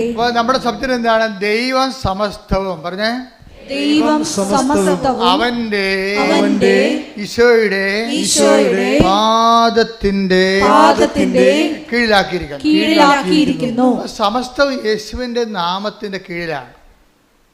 എങ്ങനെയാണ് ഈ നാമത്തിന് ഇത്രയും പവർഫുള്ളായിട്ട് വന്നത്? എന്താണ്? ഇനിയുള്ളതെല്ലാം മനുഷ്യർ ഈ ലോകത്തുള്ള എല്ലാം എന്താണ്? ഒരു നാമത്തിൻ്റെ കീഴിലാണ് അതറിയപ്പെടുന്നത്. ഈ ലോകത്തുള്ള എല്ലാം അറിയപ്പെടുന്നത്. ഇപ്പം ഞാൻ അറിയപ്പെടുന്നത്, എൻ്റെ പേര് ജോസഫ് എന്ന്, അല്ലേ? ഇതിൻ്റെ പേരെന്താ? മൈക്ക്. ഇതൊരു പേരാണ്. ഇതിൻ്റെ പേരെന്താണ്? പാത്രം, സോസർ, അല്ലേ? എല്ലാത്തിനും ഒരു നാമമുണ്ട്. ഇവിടെ അറിയപ്പെടുന്ന നാമത്തിലാണ്. അപ്പം ചില നാമങ്ങൾക്ക് ഉന്നതമായ നാമത്തിൻ്റെ ശേഷി ഉണ്ടാവും. യേശുവിനെ എന്ത് ചെയ്തതെന്ന് വെച്ച് കഴിഞ്ഞാൽ, യേശുവിൻ്റെ നാമം എല്ലാ നാമങ്ങളെ എങ്ങനെയാണ് പാദത്തിന് കീഴിലായത്? എല്ലാ നാമങ്ങളും, ഇപ്പോൾ ക്യാൻസർ, എബിയോള, എയ്ഡ്സ് ഇതൊക്കെ പറഞ്ഞ നാമമാണെങ്കിലും യേശുവിൻ്റെ പാദത്തിൻ്റെ കീഴിലാണത്. അതെങ്ങനെയാണ് ഈ നാമത്തിൻ്റെ കീഴിലായത്? എങ്ങനെയാണ്? അതിൻ്റെ കാരണം ദൈവപിതാവിനെ യേശു ജീവിതം കൊണ്ട് മഹത്വപ്പെടുത്തി കൃപയെ ആർജിച്ചെടുത്തിരിക്കുന്നത് കൊണ്ടാണ്. അതുകൊണ്ടാണ് അവൻ പ്രകൃത്യാ ദൈവമായിരുന്നു, അല്ലേ? ദൈവത്തോടുള്ള സമാനത മുറുകെ പിടിക്കേണ്ട കാര്യമായി അവൻ പരിഗണിച്ചില്ല. അവൻ്റെ സ്റ്റാറ്റസ് അവൻ കീപ്പ് ചെയ്തില്ല. ഇപ്പം ഞങ്ങൾ നിങ്ങളുടെ സ്റ്റാറ്റസ് ലോയിങ് എന്ന് പറയത്തില്ലേ? ആരെങ്കിലും നിങ്ങളെ പ്രാന്തി എന്നൊക്കെ വിളിച്ചാൽ കർത്താവിൻ്റെ നാമത്തിൽ ഹല്ലേലൂയ പറഞ്ഞതെന്ന് പറഞ്ഞാൽ എന്താ കാര്യം? നിങ്ങളത് അക്സെപ്റ്റ് ചെയ്യുന്നു. ആരുടെ പേരിൽ? കർത്താവിൻ്റെ നാമത്തിൽ. ഞാൻ അച്ഛനായ പിറ്റേ കൊല്ലം ഉടുപ്പ് ചേഞ്ച് ചെയ്തതാണ്. അന്ന് ഞാൻ അനുഭവിച്ച പ്രശ്നങ്ങൾ എന്തെല്ലാമായിരുന്നു. അപ്പോൾ അതെല്ലാം എനിക്കറിയാമായിരുന്നു. കർത്താവ് എങ്ങോട്ടോ കൊണ്ടുപോകുന്നുണ്ടെന്ന് അറിയാമായിരുന്നു. എത്രയോ കൊല്ലം മുമ്പ് 87 അവൻ്റെ ഉടുപ്പ് ചേഞ്ച് ചെയ്തതാണ്. അച്ഛനായ 2 കൊല്ലം കഴിഞ്ഞപ്പോൾ ഉടുപ്പ് ചേഞ്ച് ചെയ്യാനോട് പറഞ്ഞു. ഞാൻ ചേഞ്ച് ചെയ്തു. അന്ന് ഭയങ്കര പ്രശ്നമായിരുന്നു അത് ചെയ്യാൻ. പക്ഷേ കർത്താവ് എന്നെ ശരിക്കും സഹായിച്ചു, എൻ്റെ രൂപതയെ സഹായിച്ചു. എന്നെ സസ്പെൻഡ് ചെയ്യുകയോ അങ്ങനെ ആക്രമിക്കുകയോ ഒന്നും ചെയ്തില്ല. എന്നെ അക്സെപ്റ്റ് ചെയ്തു. അതുകൊണ്ടല്ല എനിക്ക് സർവ് ചെയ്യാൻ പറ്റിയത്. അപ്പം ദൈവത്തിൻ്റെ ഒരു പരിപാലനം എപ്പോഴും സഭയിലുണ്ടാകും. അതുകൊണ്ടാണ് ഇത്രയും നാൾ നമ്മളിവിടം വരെ എത്തിയത് ശരിക്കും. അപ്പം എന്താ സംഭവിച്ചു കഴിഞ്ഞാൽ, ഈ ദൈവ സമസ്തവും എന്ന് പറയുമ്പോഴേ ഈ ദൈവനാമം എങ്ങനെയാണ് എല്ലാ നാമങ്ങളുടെയും താഴെയായത്? ദൈവനാമത്തെക്കുറിച്ച് നിങ്ങൾ പഠിക്കണം. പഠിക്കുമ്പോൾ നിങ്ങൾക്ക് സുവിശേഷ വില എളുപ്പമാകും. സുവിശേഷ വില എളുപ്പമായി കഴിഞ്ഞാൽ ബാക്കിയെല്ലാം ചേർത്ത് നൽകണ കേസ് കെട്ടാണേ. അതിനുവേണ്ടി നിങ്ങൾ പ്രത്യേകിച്ച് വയറുവേദന മാറണം, കുഞ്ഞുണ്ടാകണം, പറമ്പ് വിൽക്കണമെന്ന് പറഞ്ഞ് ആവലാതിപ്പെട്ട് നിലയും വിളിച്ച് നടക്കേണ്ട ഒരു കാര്യമില്ല. അതൊക്കെ സൈലൻ്റ് ഓട്ടോമാറ്റിക്കായിട്ട് നടക്കുന്ന സംഭവങ്ങളാണ്. നിങ്ങൾ ആദ്യം എന്താ ചെയ്യേണ്ടത്? ആദ്യം ദൈവരാജ്യത്തെയും അതിൻ്റെ നീതിയെയും കുറിച്ച് അന്വേഷിക്കണം. ആദ്യം ദൈവരാജ്യം വിശ്വാസ കൈമാറ്റം എങ്ങനെ നടക്കുമെന്ന് നോക്കണം. ആദ്യം അതുകൊണ്ട് പറ്റുമെങ്കിൽ എപ്പോഴും ഒരു ഞാൻ വിജയകുമാർ സാർ ഞാനൊക്കെ പുറത്ത് പോകും, എപ്പോഴും ഞങ്ങളുടെ കയ്യിൽ ബൈബിൾ ഉണ്ടാവും. പക്ഷേ സാറാണെങ്കിൽ പോക്കറ്റിട്ടൊരു ചെറിയ ബൈബിൾ ഉണ്ടാവും. ഞാൻ പിന്നെ മൊബൈലിൽ ബൈബിൾ ഉണ്ടെങ്കിൽ എനിക്ക് ആവശ്യമുള്ളപ്പോൾ എടുത്ത് വായിക്കാൻ വേണ്ടി മൊബൈലിൽ ബൈബിൾ ഉണ്ടാവും. എല്ലാവരുടെ മൊബൈലിലേക്കും ബൈബിള് നിങ്ങൾ അപ്ലോഡ് ചെയ്ത് വെക്കണം വായിക്കാൻ വേണ്ടി. നിങ്ങൾ മൊബൈൽ എപ്പോഴും എവിടെ ഉണ്ടായാലും ഉണ്ടല്ലോ. ഇപ്പോൾ ദൈവം പുതിയ കാര്യങ്ങൾ നൽകുമ്പോൾ പുതിയ സാഹചര്യം നമ്മൾ ദൈവത്തെ മഹത്വപ്പെടുത്താൻ ഉപയോഗിക്കണം. അപ്പം അതുപോലെ തന്നെ വെച്ചാൽ ഇപ്പം ഈ നാമം എങ്ങനെയാണ് ഇത്രയും മഹത്തായ നാമമായത്? ഫിലിപ്പ് 2:6 എടുത്ത്. ദൈവത്തിന്റെ രൂപത്തിലായിരുന്നെങ്കിലും അവൻ ദൈവവുമായുള്ള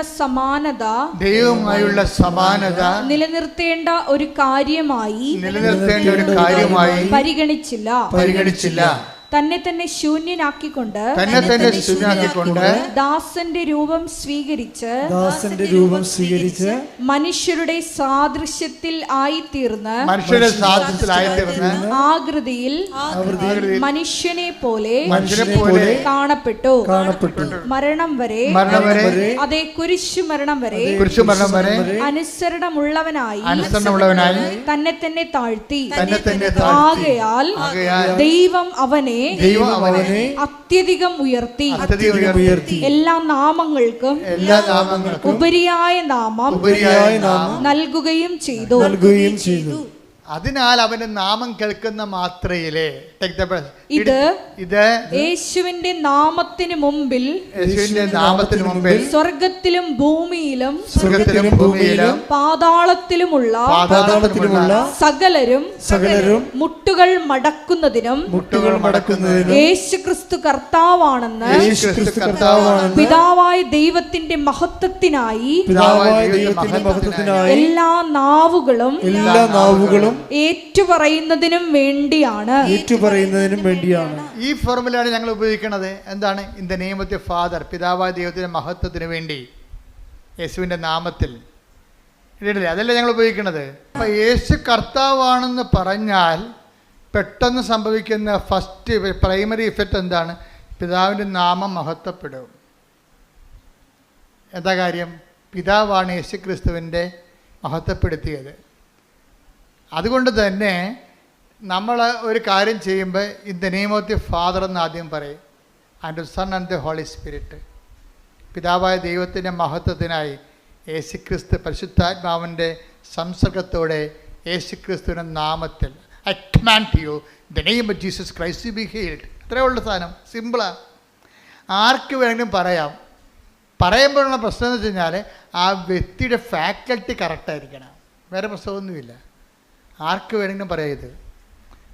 അതായത് ഒരു വ്യക്തിക്ക് നല്ല സുവിശേഷത്തിൻ്റെ ഈടുവെപ്പുകൾ ഉണ്ടെങ്കിൽ, അല്ല വ്യക്തിയുടെ സമയം മുഴുവൻ വാട്സപ്പിൽ നോക്കി വല്ല കോമഡിയും കണ്ട് കോമരം തുള്ളി നടക്കുന്ന പാർട്ടി, കാണുന്ന പാട്ടിലെല്ലാം വിരുന്നിനും പോയി എല്ലായിടത്തും പോയി നാടകം കണ്ടുകൊണ്ട് സിനിമയും നടന്ന പരിപാടികൾ നടക്കട്ടെ. ഇതിനൊരു കമ്മിറ്റ്മെൻ്റ് ഉണ്ട്. ക്രിസ്തുവിനെ കമ്മിറ്റ് ചെയ്ത് അവൻ്റെ നാമത്തിന് കമ്മിറ്റ്മെൻറ്റ് ചെയ്യാൻ, അവൻ്റെ നാമത്തെ, പിതാവായ നാമത്തെ മഹത്വപ്പെടുത്താൻ വേണ്ടി അവൻ്റെ നാമത്തെ നമ്മൾ ഉപയോഗിക്കുകയും അവൻ്റെ നാമം വിളിച്ചപേക്ഷിക്കുമ്പോൾ അവന് നമ്മൾ അറിയാതെ പറയണത് എന്താണ്? നീ കർത്താവാണെന്നാണ് പറയണത്. എന്ന് പറഞ്ഞാൽ അർത്ഥം എന്താണ്? ഈ വൈദ്യശാസ്ത്രമല്ല കർത്താവ് എന്നതിൻ്റെ അർത്ഥം. യേശു കർത്താവാണെന്ന് അർത്ഥം കൊണ്ട് പറഞ്ഞാൽ അതിൻ്റെ അർത്ഥം എന്ന് പറയുന്നത് സ്കാനിങ് മെഷീനും അല്ല കർത്താവ്, ആരും അല്ല കർത്താവ്. പിന്നെ ആരാണ്? യേശു മാത്രമാണ് കർത്താവ്. യേശു മാത്രം. പല കർത്താക്കന്മാരുണ്ടായ പ്രശ്നമാണത്.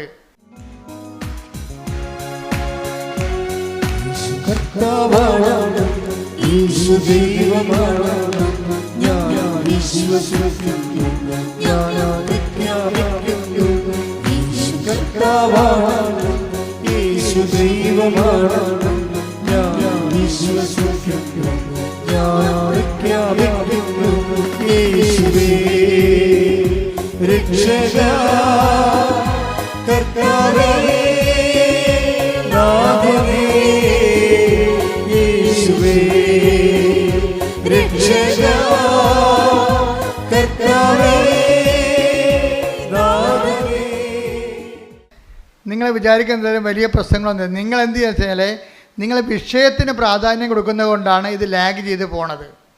വീട്, ജോലി, വിവാഹം, വെളിച്ചം, വെള്ളം, വഴി എന്നൊക്കെ പറഞ്ഞുകൊണ്ട് നിങ്ങൾ കണ്ണും കായി കരഞ്ഞുകൊണ്ടുണ്ടാക്കണില്ലേ? അതുകൊണ്ടാണ് ഈ വിഷയം ലാഗ് ചെയ്യണത്. ഇതിൻ്റെ വിഷയം ക്രിസ്തു കൈമാറ്റമാണെന്ന് കണ്ടു കഴിഞ്ഞാൽ ഇത് ഹെഡാണല്ലോ, തല അതാണല്ലോ. കാര്യം കൃപ ടാപ്പ് ചെയ്യണത്, കൃപ നമുക്ക് ലഭിക്കണത് ഇതുപോലെ വിശ്വാസ കൈമാറ്റത്തിലൂടെയാണ്. അതാണ് ദൗത്യം. അതാണ് 14:26 നമ്മൾ വായിച്ചത് നടപടി പുസ്തകം. ക്രിസ്തുവിനെ കൈമാറുന്നതിലൂടെ ഉള്ള ദൗത്യത്തിന് ആവശ്യമായ കൃപ എന്ന power of God. Power of God എന്നാണ് അതിൻ്റെ അർത്ഥം, ദൈവത്തിൻ്റെ കൃപ. അപ്പം നിങ്ങളെ, അതല്ലേ ഈശോ പറഞ്ഞത്, പിശാചുക്കൾ നിങ്ങൾക്ക് കീഴടങ്ങുന്നു എന്നുള്ളതിൽ നിങ്ങളെ കുന്തളിപ്പ് കാണിക്കേണ്ടെന്ന് പറഞ്ഞത്. അതൊന്നും ഇല്ല എന്ന്. അത് വിശ്വാസ കൈമാറ്റത്തിന് സഹായകമാണെങ്കിൽ മാത്രമേ അതിനകത്ത് ഇത് കാര്യമുള്ളൂ. അതുകൊണ്ട് നിങ്ങളെ സാക്ഷ്യം പറയിപ്പിക്കണത്. നിങ്ങൾക്കൊരു അനുഭവം കിട്ടിക്കഴിഞ്ഞാൽ ഞങ്ങൾ നിങ്ങളെ കൊണ്ട് സാക്ഷ്യം പറയിപ്പിക്കും. സാക്ഷ്യം പറയാൻ മുങ്ങുന്ന ഒത്തിരി കാണ്ടാമൃഗങ്ങളുണ്ട്, പക്ഷേ എല്ലാം തിരിച്ചു വരുന്നുണ്ട്. കൊമ്പ് ഒടിഞ്ഞ് തിരിച്ചു വരും. എന്താ കാര്യം? ദൈവത്തിന് കൊടുക്കേണ്ട ദൈവത്തിന് കൊടുക്കണില്ല. അതാണ് പ്രശ്നം. ഞങ്ങൾ എന്തുകൊണ്ടാണ് നിങ്ങൾക്ക് സാക്ഷ്യം പറയാൻ അവസരം തരണത്? സാക്ഷ്യം പറയാൻ അവസരം തരുന്നത് നിങ്ങൾക്ക് കിട്ടിയിട്ടുള്ള ദൈവാനുഗ്രഹങ്ങൾ നോട്ട് ബൈ മെറിറ്റിലാണ് കിട്ടിയിരിക്കുന്നത്. എന്താണ്? ദൈവത്തിൽ നിന്നാണ്. കാര്യം മെറിറ്റ് കൊണ്ടല്ല, യോഗ്യത കൊണ്ടല്ല, കർത്താവിൻ്റെ കൃപ കൊണ്ടാണ്. കൃപ കൊണ്ടാണെങ്കിൽ അത് യേശുക്രിസ്തു നാമത്തിൻ്റെ മഹത്വത്തിൻ്റെ അടിസ്ഥാനത്തിൽ കിട്ടിയിരിക്കുകയാണ്. അതുകൊണ്ട് തന്നെ നാമത്തെ പിതാവായ ദൈവത്തിൻ്റെ ക്രിസ്തുവിനെ ഏറ്റുപറയുന്നതിലൂടെ പിതാവായ ദൈവത്തിൻ്റെ മഹത്വത്തിനായിട്ടാണ് നമ്മൾ ഏറ്റുപറയണത്. അപ്പോൾ സാക്ഷ്യം പറയണത് നിസ്സാരമല്ല. വല്ല കണ്ടാമൃഗങ്ങൾ വല്ലോടത്ത് കിടന്നുണ്ട് സാക്ഷ്യം പറയുന്നതിനെതിരെ സംസാരിച്ച് ഒരു കഥയുമില്ല. എന്താ കാര്യം? സാക്ഷ്യം പറയുന്നവരെ എന്താ ചെയ്യേണ്ടത്? അത് പിതാവായ ദൈവത്തിൻ്റെ മഹത്വത്തിനാണ്. ഫിലിപ്പി 2:10-11 ഇത് യേശുവിന്റെ നാമത്തിന് മുൻപിൽ സ്വർഗത്തിലും ഭൂമിയിലും പാതാളത്തിലുമുള്ള സകലരും മുട്ടുകൾ മടക്കുന്നതിനും യേശുക്രിസ്തു കർത്താവാണെന്ന് പിതാവായ ദൈവത്തിന്റെ മഹത്വത്തിനായി എല്ലാ നാവുകളും ഏറ്റുപറയുന്നതിനും വേണ്ടിയാണ്. അപ്പൊ യേശുക്രിസ്തു കർത്താവാണെന്ന് പറയുമ്പോൾ ഓട്ടോമാറ്റിക്കായി സംഭവിക്കണം എന്താണ്? പിതാവിൻ്റെ നാമം മഹത്വപ്പെടും. ഇപ്പം കർത്താവാണ് നിങ്ങളെ സുഖപ്പെടുത്തിയെന്ന് പറയുമ്പോൾ ഇവിടെ സംഭവിക്കുന്നത് എന്താണ്? പിതാവിൻ്റെ നാമത്തെ നിങ്ങൾ മഹത്വപ്പെടുത്തുകയാണ്. പിതാവിൻ്റെ നാമത്തെ മഹത്വപ്പെടുത്താൻ ഒരു അവസരമാണ് നിങ്ങൾക്ക് നൽകണത്. അതെന്തിനു വേണ്ടിയാണ്? ഇത് നിങ്ങൾ പിതാവായ ദൈവത്തിൻ്റെ നാമത്തെ മഹത്വപ്പെടുത്തുമ്പോൾ എന്ത് സംഭവിക്കും? വിശ്വാസം കൈമാറ്റപ്പെടും. അതെന്തുകൊണ്ടാണ്? പിതാവായ നാമത്തെ നിങ്ങൾ മഹത്വപ്പെടുത്തുന്നത് മറ്റുള്ളവരെ കേൾക്കുമ്പോൾ എന്താ സംഭവിക്കണത്? വിശ്വാസം ജനിക്കുന്നു. കാര്യം എന്താണ്? വിശ്വാസം കേൾവിയിൽ നിന്നാണ് ഉണ്ടാകുന്നത്. 10:17 വയസ്സത്തെ റോമ ശ്രുതികട hallelujah hallelujah hallelujah hallelujah hallelujah യേശുവേ നന്ദി ഹല്ലേലൂയ ഹല്ലേലൂയ ഹല്ലേലൂയ. റോമ 10:17 ആകയാൽ വിശ്വാസം കേൾവിയിൽ നിന്നും കേൾവി ക്രിസ്തുവിനെ പറ്റിയുള്ള പ്രസംഗത്തിൽ നിന്നുമാണ്. Praise the Lord. അപ്പോൾ സാക്ഷ്യം ഒരേ സമയം തന്നെ പ്രഘോഷണമാണ്. അനുഭവാധിഷ്ഠിത പ്രഘോഷണമാണ് സാക്ഷ്യം എന്ന് പറയണത്. ചുമ്മാ തിയറട്ടിക്കലായിട്ടുള്ള എന്തെങ്കിലും കാര്യങ്ങൾ പറയുകയല്ല. അതിന് ഒരു ഫാക്കൽറ്റിയെ വർക്ക് ചെയ്യത്തുള്ളൂ. തിയറട്ടിക്കലായിട്ടുള്ള പ്രസംഗങ്ങൾ പറഞ്ഞാൽ സൈദ്ധാന്തിക പ്രഘോഷണം എന്ന് പറയും. സൈദ്ധാന്തിക പ്രബോധനം അതെന്താ തന്നെ ഒരു ഫാക്കൽറ്റിയെ വർക്ക് ചെയ്യത്തുള്ളൂ. അതെന്തിൻ്റെ ഇൻ്റലക്ച്വൽ പ്രോഡക്റ്റാണത്. ബുദ്ധിയുടെ ഒരു ഫുഡാണ് സൈദ്ധാന്തിക പ്രബോധനം എന്ന് പറയണത്. അത് വേണ്ടെന്നല്ല, അത് വേണം, തിയറട്ടിക്കൽ ലെവലാണ്. പക്ഷേ അതിൻ്റെ കൂടെ തന്നെ ഉള്ളതാണ് അടുത്ത ഫാക്കൽറ്റി ഉണ്ട് നമുക്ക്. എന്താണ്? ഹൃദയം, വില്ലെന്ന് പറഞ്ഞാൽ എന്താണ്? അനുഭവജ്ഞാനമാണ്, അറിവ് മാത്രമല്ല, അപ്ലൈഡ് നോളജ്. ഞാൻ തിയറി എടുത്തിട്ട് അതിനെ പ്രാക്ടീസ് ചെയ്തു. അപ്പോഴെനിക്ക് യേശു കർത്താവാണെന്നുള്ള അനുഭവം ഉണ്ടായിരുന്നു. അതെനിക്ക് ഹീലിംഗ് ആയി തോന്നി. അപ്പം ഞാൻ 92 വയസ്സുള്ള അപ്പാപ്പൻ എന്താ ചെയ്ത്? അപ്പാപ്പൻ ഇവിടെ വന്നപ്പോൾ അഡ്രിനൽ ഗ്രന്ഥി ഇരിക്കണില്ലേ, അപ്പോൾ അവൻ്റെ പാങ്ക്രിയാസ് ഇരിക്കുന്ന സ്ഥലത്ത് സൈത്തെടുത്തിട്ട് എൻ്റെ കർത്താവിൻ്റെ ഉന്നതമായ നാമത്തിൽ സഭയുടെ അധികാരത്തിൽ കുരിശിൻ്റെ അടയാളത്തിൽ ദൈവത്തിൻ്റെ ശക്തിയാൽ ഈശോനാമത്തിൽ സൗഖ്യം പ്രാപിക്കട്ടെ. അത്രേ ഉള്ളൂ. സിമ്പിൾ, തീർന്നില്ലേ? പക്ഷെ പറയണത് ആരാണ്? പറയണത് 4 വയസ്സ് മുതൽ ദൈവമായിട്ട് ബന്ധമുള്ള ഒരാളാണ്. അതാ വിഷയം. ബന്ധം ഇടയ്ക്ക് പോയിട്ടില്ല. മനസ്സിലായ? കർത്താവ് ഇപ്പം നമ്മുടെ വീട്ടിൽ ചോറ് തന്നില്ലെന്ന് പറഞ്ഞുകൊണ്ട് അടുത്ത വീട്ടിൽ പോയി നക്കാൻ പോയിട്ടില്ല. അതാ വിഷയം. അത് പ്രശ്നമാണ്. നിങ്ങൾക്കൊരു കാര്യം നടന്നില്ലെന്ന് പറയുമ്പോൾ നീ കളം മാറ്റി ചവിട്ടും. ആ ഉടമ്പടി ശരിയായില്ല, എന്നാൽ പിന്നെ അന്തോണീസിൻ്റെ അടുത്ത് പോയി നൊവേന കൂടിയേക്കാന്ന് പറയും. അവിടെ വെച്ച് നിൻ്റെ കാര്യം തീരുമാനമാവും. അവിടെ വിഷയം എന്താണ്? എന്താ കാര്യം? നീ അവൻ പറയണ പോലെ ചെയ്യണേ. അവൻ പറയണ പോലെ ചെയ്യല്ലേ, ചെയ്യാൻ നിനക്ക് പറ്റത്തില്ല. അതുകൊണ്ട് നിങ്ങൾ എന്ത് ചെയ്യും? പാട്ട് പാടി നടക്കും. നിത്യസഹായ മാതാവ് ആന കൂന എന്നൊക്കെ പറഞ്ഞ് പാടിക്കൊണ്ട് നടക്കും. ആ പാട്ട് പാടിയാൽ തീരത്തില്ല ചില കാര്യങ്ങൾ പാട്ട് പാടി തീരത്തില്ല. എന്താ കാര്യം? പറഞ്ഞിരിക്കുന്നത് അവൻ പറയണ പോലെ ചെയ്യാനാണ്. ചെയ്യാന്ന് വെച്ച് കഴിഞ്ഞാൽ നിങ്ങൾ എനിക്ക് ഭൂമിയുടെ അതിർത്തികൾ വരെ സാക്ഷികളായിരിക്കും. അല്ല പ്രാർത്ഥനക്കാരായിരിക്കും എന്നല്ലേ, നിങ്ങളെനിക്ക് സാക്ഷികളായിരിക്കും. ജീവിതം കൊണ്ട് ക്രിസ്തുവിന് സാക്ഷ്യം വഹിക്കണം. അപ്പോൾ ഇതിൻ്റെ പ്രഥമ നിലപാട്, വിശ്വാസത്തിൻ്റെ പ്രഥമ പാഠങ്ങൾ പിന്നിടണം. ഹെബ്രായർ 6:1. ഹെബ്രായർ 6:1. അതിനാൽ ക്രിസ്തുവിന്റെ വചനത്തിന്റെ പ്രഥമ പാഠങ്ങൾ പിന്നിട്ട്. അപ്പൊ ഞാൻ നൊവേനയൊന്നും എതിർത്തിട്ടൊന്നുമില്ല. നിങ്ങൾ പറയരുത് അച്ഛൻ നൊവേനക്കെതിരെ സംസാരിച്ചൊന്നും പറയരുത്. ഇല്ല, എതിരില്ല. അത് പ്രഥമ പാഠങ്ങളാണ്. വിശ്വാസത്തിന് പ്രഥമ പാഠങ്ങളുണ്ട്. നമുക്കറിയാമല്ലേ, 4ാം ക്ലാസ്സുണ്ട്, 10ാം ക്ലാസ്സുണ്ട്, +2 ഉണ്ട്, പിന്നെ എന്താണ്, ഡിഗ്രി ഉണ്ട്, പോസ്റ്റ് ഗ്രാജുവേഷൻ ഉണ്ട്, PhD ഉണ്ട്. കേട്ടോ, വിശ്വാസത്തിന് പല പല പാഠങ്ങളുണ്ട്. വിശ്വാസത്തിൻ്റെ ഈ പാഠങ്ങളെല്ലാം പഠിച്ച് പിന്നിടേണ്ടതാണ്. അല്ലാതെ 65 വയസ്സായിട്ട് ഇപ്പോഴും പഴയ പാഠം പാടി നടന്നാൽ എങ്ങനെ ശരിയാവും? ശരിയാകത്തില്ല. അതുകൊണ്ട് ദൈവം എന്ത് ചെയ്യും? ദൈവം അതുകൊണ്ട് ക്ലൈമറ്റ് ചേഞ്ച് വെച്ചിട്ടുണ്ട്. നീ ഒരു വിശ്വാസത്തിൻ്റെ ഒരു പാതയിൽ പോകുകയാണ്, എന്നിട്ട് നീ പറയും ഉടമ്പടി നീ പറയും ഇനി നിനക്ക് യു-ടേൺ എടുക്കാൻ സമയമായി. എന്താ കാര്യം? ഇനി അവൻ പറയണ പോലെ ചെല്ലിയാൽ മാത്രം പോരാ, ഇനി ചെയ്യണം. അതാണ് ഉടമ്പടിയിലേക്ക് വരുമ്പോൾ വിശ്വാസത്തിൻ്റെ പ്രഥമ പാഠങ്ങൾ പിന്നിട്ടു പക്വതയ്ക്ക് വളരുകയാണ്. അവൻ പറയണ പോലെ ചെല്ലിയാൽ മാത്രം പോരാ, ഇനി എന്താണ് ചെയ്യണം. ചെയ്യുമ്പോൾ എന്താണ് ആദ്യം ചെയ്യേണ്ടത്? അവനെ കൈമാറണം. തലയാണ് ആദ്യം വേണ്ടത്. ബാക്കി എല്ലാ അവയവങ്ങളും ഉണ്ടായാലും വെച്ച് പിടിപ്പിക്കാൻ പറ്റും. തല പോയാൽ പോയത് തന്നെ. ബാക്കി എല്ലാ അവയവങ്ങളുണ്ടായാലും വെച്ച് പിടിപ്പിക്കാൻ പറ്റും നമുക്ക്. പക്ഷെ തല പോയതാണ്. തലച്ചോറ് പിന്നെ ഉണ്ടാക്കാൻ പറ്റത്തില്ല. ഒരു തുള്ളി പോലും ഉണ്ടാക്കാൻ പറ്റത്തില്ല. അത്രയും സ്ഥലം പാരലൈസ്ഡ് ആവും. വിശ്വാസത്തിൻ്റെ തലയെന്ന് പറഞ്ഞാൽ എന്താണ്? വിശ്വാസ കൈമാറ്റമാണ്. അതെപ്പോഴും വിശ്വാസ കൈമാറ്റമാണ്. അപ്പോൾ ആദ്യമേ കയറി വിശ്വാസ കൈമാറ്റത്തിന് കൈ കൊടുത്താൽ പിന്നെ എളുപ്പമാവും. എന്നെ കാണുന്നവരോട്, ഞാൻ സംസാരിക്കുന്നവരോട് എവിടെ ചെന്ന് എനിക്ക് സംസാരിക്കാൻ അറിയാൻ പാടില്ലെങ്കിൽ കൃപാസനം പത്രം എടുത്ത് കൊടുക്കും. എന്തുകൊണ്ടാണ് ദൈവം 18 ഭാഷയിലേക്ക് ഈ പത്രത്തെ വളർത്തിയത്? നമ്മൾ ആരും അറിഞ്ഞില്ല. ഒരു രാത്രിയും പകലും അമ്മ ഇതിനെ വളർത്തുകയാണ് ശരിക്കും. ഇന്ന് 18 ഭാഷയിലുണ്ട് പത്രം. ഇന്ന് ചിക്കാഗോയിൽ പത്രം അവർ പുതുതായി അവിടെ തന്നെ ഞങ്ങൾ PDF അയച്ചു കൊടുത്തിട്ട് അവിടെ തന്നെ പ്രിൻ്റ് ചെയ്യുകയാണ്. ഇപ്പോഴും ഒരു ചിക്കാഗോ എഡിഷൻ പത്രം ഇംഗ്ലീഷ് പത്രം ഇറങ്ങുകയാണ്. അങ്ങനെ ഓരോ രാജ്യത്തും അവരുടേതായിട്ടുള്ള വേർഷൻസ് ഇറങ്ങും. എന്താ കാര്യം? അമ്മയുടെ പ്രത്യക്ഷീകരണം, ദുരന്തം ഉണ്ടാകാമ്പോൾ പ്രാർത്ഥിക്കണമെന്നാണ് അമ്മ പറഞ്ഞത്. ലോകത്തിൻ്റെ എല്ലാ വശങ്ങളിലും പ്രാർത്ഥന പടയാളികളെ സൃഷ്ടിക്കുകയാണ്. എന്തിനാണ്? ദുരന്തത്തെ പ്രതിരോധിക്കാൻ വേണ്ടി ദൈവികമായ നടപടിയാണ് ഒരു ഉടമ്പടി സൈന്യത്തെ രൂപീകരിക്കുക. ശ്രുതികട hallelujah hallelujah hallelujah hallelujah hallelujah. ലോകത്തിന്റെ ഭാഗങ്ങളിൽ സരിയനോടുകൂടി അങ്ങ് തന്നെ ഈ സൈന്യങ്ങളെ രൂപീകരിക്കും നന്ദി പറയുന്നു. Hallelujah hallelujah.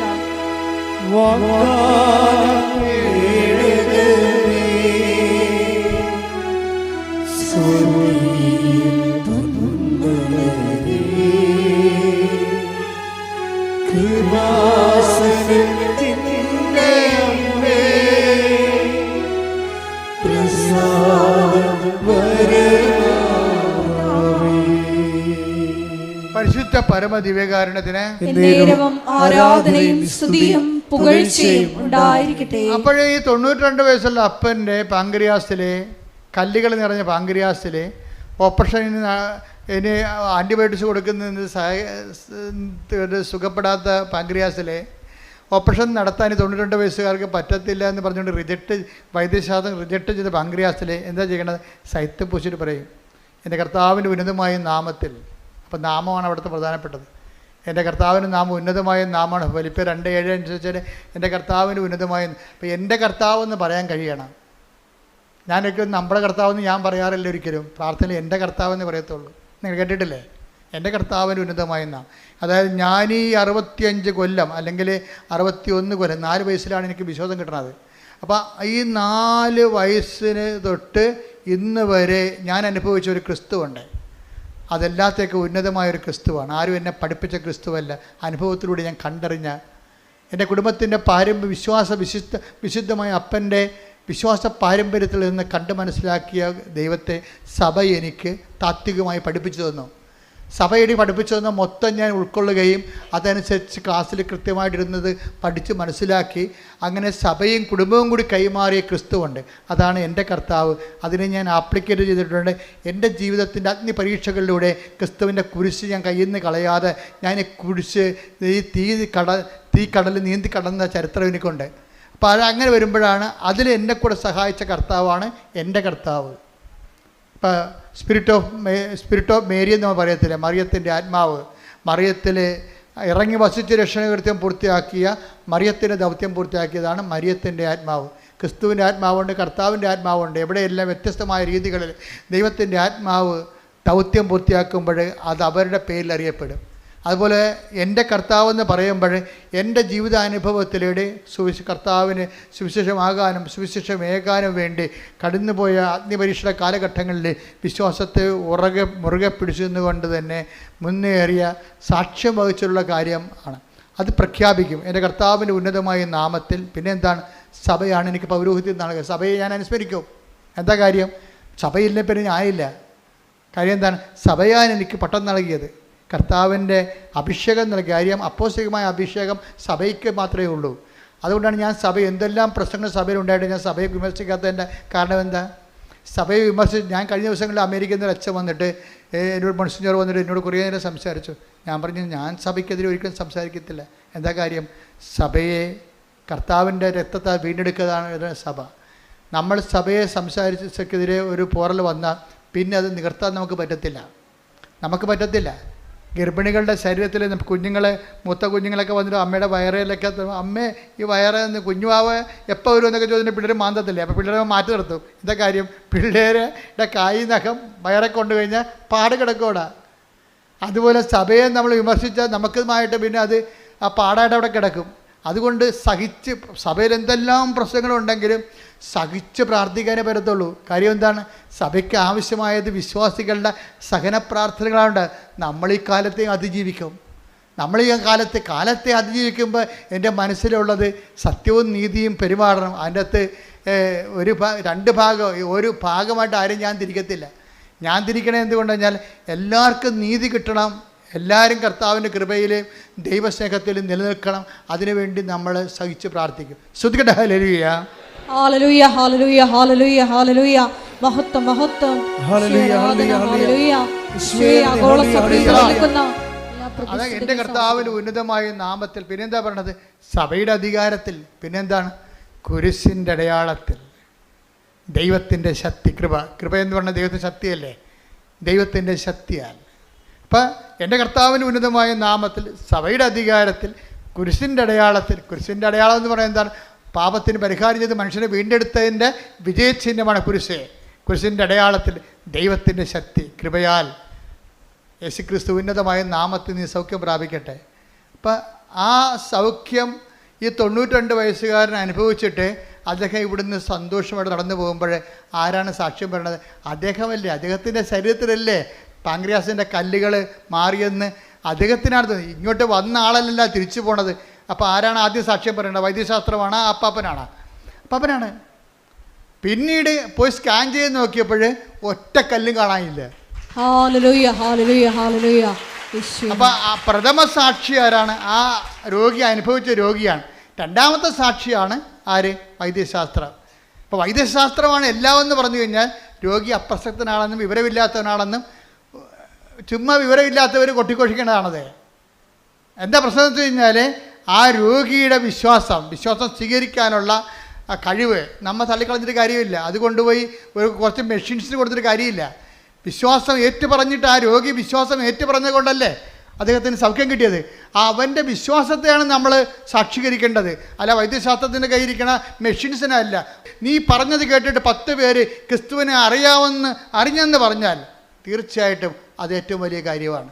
അതൊന്നും നടക്കാതെ ചുമ്മാ വായി തോന്നലെല്ലാം വിളിച്ചു പറഞ്ഞുകൊണ്ട് ദൈവിക നടപടികൾ വിമർശിക്കാൻ പോയാൽ അവർ വിശ്വാസികളല്ല, വിശ്വാസികളെക്കാൾ തരം താഴ്ന്നവരാണ്. ഓർക്കുക, നിങ്ങളുടെ ഉടമ്പടിയുടെ തലയെന്ന് പറയുന്നത് എന്താണ്?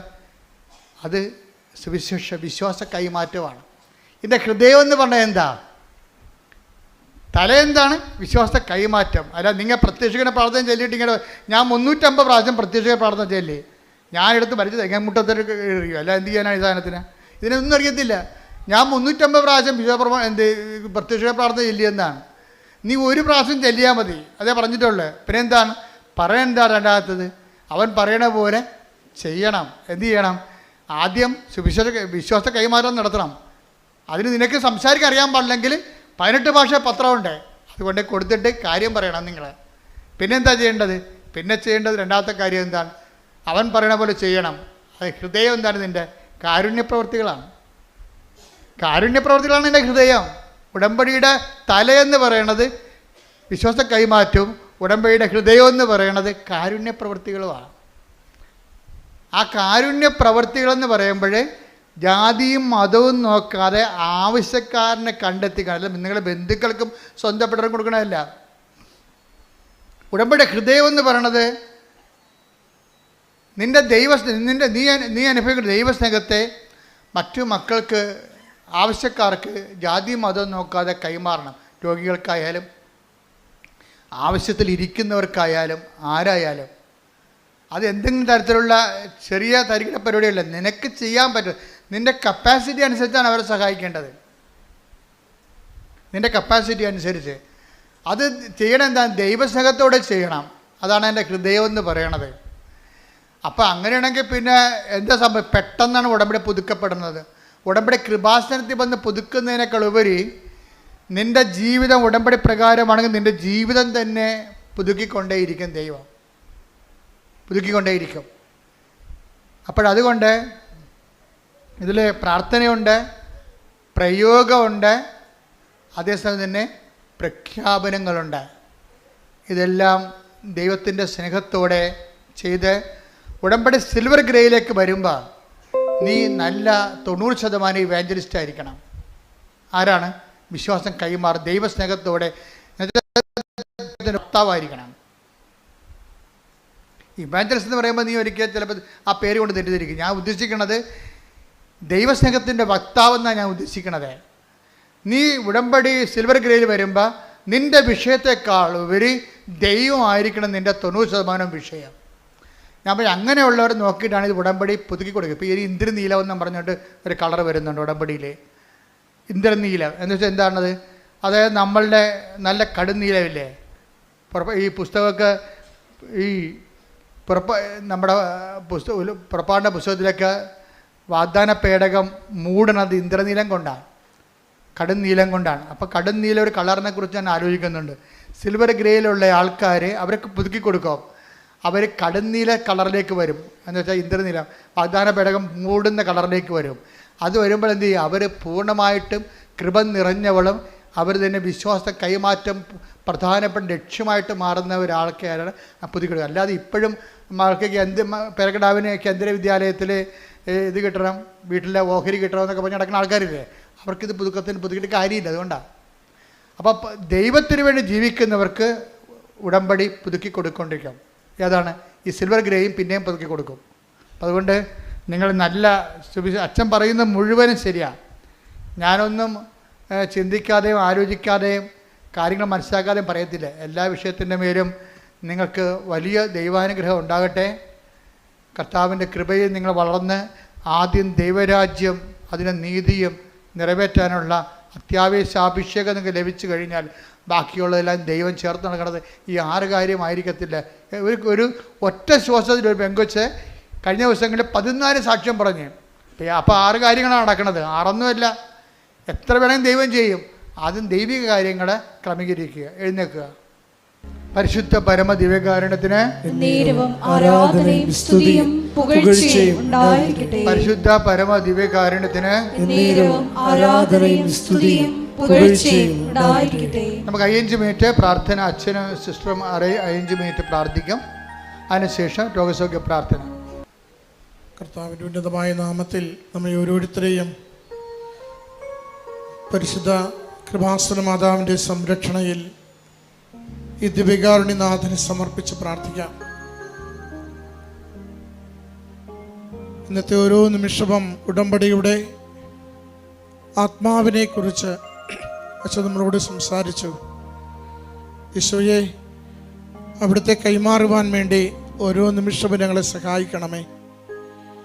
അവിടുന്ന് ഞങ്ങൾക്ക് നൽകിയിരിക്കുന്ന ഈ ജീവിതം അവിടുത്തെ നാമത്തെ മഹത്വപ്പെടുത്തുവാൻ വേണ്ടി ഞങ്ങളെ സഹായിക്കണമേ.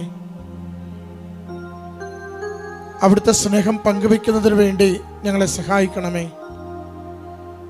അവിടുന്ന് ഞങ്ങൾക്ക് നൽകിയിരിക്കുന്ന കുടുംബങ്ങളിൽ അവിടുത്തെ സംരക്ഷണം അനുഭവിക്കുവാൻ ഞങ്ങളെ സഹായിക്കണമേ. സുവിശേഷത്തിന് വെളിച്ചത്തിൽ ജീവിക്കുവാൻ ഞങ്ങളെ സഹായിക്കണമേ. ഉടമ്പടി പ്രാർത്ഥനയും പ്രവൃത്തിയും പ്രഘോഷണവും പ്രയോഗവുമുള്ള ജീവിതമെന്ന് ഓരോ നിമിഷവും ഞങ്ങളെ ഇവിടുന്ന് ഓർമ്മിപ്പിക്കുന്നുണ്ട്.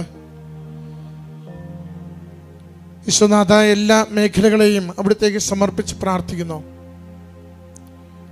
ഞങ്ങളുടെ നിയോഗങ്ങൾ അവിടുത്തെ സന്നിധിയിലേക്ക് സമർപ്പിക്കുമ്പോൾ അവിടുത്തെ സാക്ഷികളായി ഈ ലോകത്തിൽ ജീവിക്കുവാനുള്ള കൃപയിലേക്ക് ഞങ്ങളെ വളർത്തണമേ.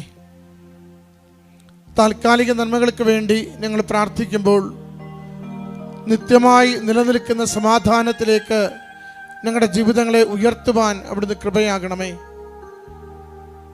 നിഷ്കളങ്കമായി അവിടുത്തെ സ്നേഹിക്കുവാൻ സഹായിക്കണമേ. അങ്ങിൽ ആശ്രയിച്ച ജീവിതത്തിൻ്റെ ഓരോ അവസ്ഥകളെയും സമർപ്പിക്കുവാൻ ഞങ്ങളെ സഹായിക്കണമേ. അവിടുത്തെ വിശുദ്ധ വസ്തുക്കളാൽ ഞങ്ങൾ പ്രാർത്ഥിക്കുമ്പോൾ അവിടുത്തെ ഉന്നതമായ നാമത്തിൻ്റെ ശക്തി അതിലൂടെ പ്രകടമാക്കുവാൻ ഞങ്ങളെ സഹായിക്കണമേ. കർത്താവേ, അവിടുത്തെ നാമം മഹത്വപ്പെടട്ടെ. എല്ലാ തിന്മയുടെ ശക്തികളുടെ മേലും അവിടുത്തെ നാമം വിജയിക്കട്ടെ. ഇന്ന് സഭ കടന്നു പോകുന്ന എല്ലാ ക്ലേശ സാഹചര്യങ്ങളിലും അവിടുത്തെ ഉന്നതമായ നാമത്തിന് വിജയവും മഹത്വവും ലോകം മുഴുവനും അങ്ങിലേക്ക് ആകർഷിക്കും വിധം അങ്ങവരെ സഹായിക്കുകയും ചെയ്യണമേ. ഈശോയെ, ഞങ്ങളുടെ ഓരോ കുടുംബത്തെയും ഓരോ വ്യക്തി ജീവിതത്തെയും അവിടുത്തെ സന്നിധിയിലേക്ക് ഞങ്ങൾ സമർപ്പിക്കുന്നു. ഞങ്ങളുടെ വാക്കുകൊണ്ട് ഞങ്ങളുടെ പ്രവൃത്തി കൊണ്ട് അങ്ങയെ കൈമാറുവാനാവും വിധം ഞങ്ങളെ ജീവിക്കുവാൻ ഞങ്ങളെ ഇവിടുന്ന് സഹായിക്കണമേ. ഞങ്ങളുടെ സംസാരങ്ങളെ വിശുദ്ധീകരിക്കണമേ. ഞങ്ങളുടെ മനോഭാവങ്ങളെ വിശുദ്ധീകരിക്കണമേ. സമ്പത്തിനോടും പ്രശസ്തിയോടും അംഗീകാരത്തോടുമുള്ള ഞങ്ങളുടെ ആഗ്രഹങ്ങളെ വിശുദ്ധീകരിക്കണമേ. ഈശോയെ, അവിടുന്ന് നൽകിയിരിക്കുന്ന ഈ ജീവിതം അങ്ങയ്ക്ക് വേണ്ടി സമർപ്പിക്കുവാൻ ഞങ്ങളെ സഹായിക്കണമേ. ഞങ്ങളായിരിക്കുന്ന അവസ്ഥകളെ അവിടുന്ന് അറിയുന്നുവല്ലോ. ഞങ്ങളുടെ കുടുംബവും അതിൻ്റെ സാഹചര്യങ്ങളും അവിടുന്ന് കാണുന്നുവല്ലോ. ക്ലേശപൂർണമായ സഹനങ്ങളേറെയുള്ള രോഗത്തിൻ്റെയും ദാരിദ്ര്യത്തിൻ്റെയും കടബാധ്യതകളുടെയും തൊഴിലില്ലായ്മയുടെയും പരാജയങ്ങളുടെയും ഒറ്റപ്പെടലിൻ്റെയും എല്ലാ അവസ്ഥകളെയും അവിടുന്ന് അറിയുന്നുവല്ലോ.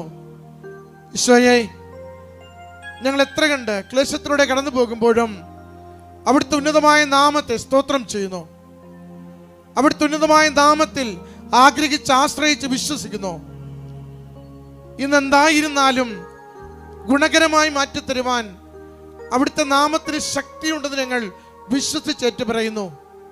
കർത്താവേ, ഉടമ്പടിയിലായിരിക്കുന്ന ഞങ്ങളെ സുവിശേഷത്തിൻ്റെ പ്രഘോഷകരായി വളർത്തുവാൻ സഹായിക്കണമേ. കർത്താവേ, ഉടമ്പടിയിൽ ജീവിക്കുന്ന ഞങ്ങളെ ദൈവസ്നേഹം പങ്കുവെക്കുന്നവരായി ഞങ്ങളുടെ കുടുംബങ്ങളിലും സമൂഹത്തിലും അവിടുന്ന് വളർത്തുവാൻ സഹായിക്കണമേ. ഞങ്ങളുടെ സ്വാർത്ഥതകളെ, ഞങ്ങളുടെ ആസക്തികളെ, ഞങ്ങളുടെ കലഹപ്രകൃതങ്ങളെ, ഞങ്ങളുടെ ദേഷ്യപ്രകൃതിയെ, ഞങ്ങളുടെ മന്ദതയെ ഈശോയെ മാറ്റിത്തന്നുകൊണ്ട് അവിടുത്തെ കാരുണ്യത്തിൽ ഞങ്ങളെ ഓരോരുത്തരെയും ചേർത്ത് വയ്ക്കണമേ. ഈശോയെ, അഗതികളോടും അനാഥരോടും രോഗികളോടും വിധവകളോടും ഉള്ളതിലെ പങ്കുവയ്ക്കുവാൻ ഞങ്ങളെ സഹായിക്കണമേ. ഹൃദയപൂർവം സ്നേഹിക്കുവാൻ ഞങ്ങളെ സഹായിക്കണമേ. അങ്ങ് നൽകിയത് മാത്രമേ ഞങ്ങൾക്കുള്ളൂ. ഈശോയെ, ഞങ്ങളുടെ മെറിറ്റ് അല്ല, അങ്ങയുടെ കൃപ മാത്രം, അങ്ങയുടെ കൃപ മാത്രം ഞങ്ങളുടെ ജീവിതമെന്ന് തിരിച്ചറിയുവാൻ ഞങ്ങളെ സഹായിക്കണമേ. മക്കളെ, എല്ലാ നിയോഗങ്ങളെയും ഈശ്വര കരങ്ങളിലേക്ക് കൊടുത്തുകൊണ്ട് എല്ലാ ജീവിതാവസ്ഥകളെയും തമ്പുരാന്റെ കരങ്ങളിലേക്ക് വിട്ടുകൊടുത്തുകൊണ്ട് അവിടുത്തെ സുവിശേഷത്തിന്റെ സാക്ഷിയാകുവാൻ, അമ്മ മാതാവിന്റെ പ്രത്യക്ഷീകരണത്തിന്റെ സാക്ഷിയാകുവാൻ ഈ കാലത്തിൽ, ഈ ലോകത്തിൽ നമ്മെ ഓരോരുത്തരെയും നയിക്കണമേ എന്ന് ഈശോയോട് പ്രാർത്ഥിച്ചുകൊണ്ട് ഇപ്പോൾ ഉടമ്പടി ജീവിതത്തിൽ നമ്മൾ നേരിടുന്ന എല്ലാ വെല്ലുവിളികളെയും, എല്ലാ മാന്ദ്യത്തെയും, എല്ലാ പ്രയാസങ്ങളെയും ഈശോയുടെ ആലോചന ചോദിച്ചുകൊണ്ട് അവ തിരുത്തുവാൻ തീരുമാനിച്ചുകൊണ്ട് കൂടുതൽ വിശ്വസ്തതയിൽ, കൂടുതൽ ദൈവസ്നേഹത്തിൽ, കൂടുതൽ ആത്മാർത്ഥതയോടുകൂടി ദൈവനാമത്തെ പ്രഘോഷിക്കുന്നതിന് നമ്മളെ സഹായിക്കണമേ എന്ന് അവിടുത്തോട് നമുക്ക് പ്രാർത്ഥിക്കാം.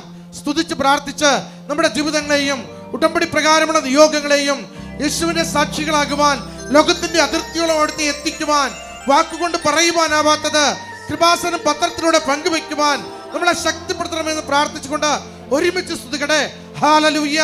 യേശുവേ സ്തുതി കർത്താവേ, ആരാധന മഹത്വം കർത്താവേ, സ്തുതി കർത്താവേ, ആരാധന മഹത്വം കർത്താവേ, സ്തുതി കർത്താവേ, ആരാധന ആരാധന ആരാധന കർത്താവേ, ഹല്ലേലൂയ കർത്താവേ, സ്തുതി സ്തുതി സ്തുതി കർത്താവേ, ആരാധന മഹത്വം ആരാധന കർത്താവേ. ആത്മാവിൻ ശക്തി, അത്യുന്നത ശക്തി, പരിശുദ്ധാത്മ ശക്തി എന്നിൽ നിറയട്ടെ. ആത്മാവിൻ ശക്തി, അത്യുന്നത ശക്തി, പരിശുദ്ധാത്മ ശക്തി എന്നിൽ നിറയട്ടെ. എന്നിൽ നിറയട്ടെ, സഭയിൽ നിറയട്ടെ. എന്നിൽ നിറയട്ടെ, സഭയിൽ നിറയട്ടെ. ലോകം മുഴുവൻ കത്തിപ്പടരട്ടെ. എന്നിൽ നിറയട്ടെ, സഭയിൽ നിറയട്ടെ. ലോകം മുഴുവൻ കത്തിപ്പടരട്ടെ. പരിശുദ്ധ പരമ ദിവ്യ കാരുണ്യത്തിന് ആരാധനയും സ്തുതിയും പുകഴ്ചയും ഉണ്ടായിരിക്കട്ടെ. പരിശുദ്ധ പരമ ദിവ്യ കാരുണ്യത്തിന് ആരാധനയും സ്തുതിയും പുകഴ്ചയും ഉണ്ടായിരിക്കട്ടെ. പരിശുദ്ധ പരമ ദിവ്യ കാരുണ്യത്തിന് ആരാധനയും സ്തുതിയും പുകഴ്ചയും ഉണ്ടായിരിക്കട്ടെ. ഹെബ്രായർ 6:1 തിരുവചനത്തിലൂടെ നമുക്കൊന്ന് ചേർന്ന് പ്രാർത്ഥിക്കാം.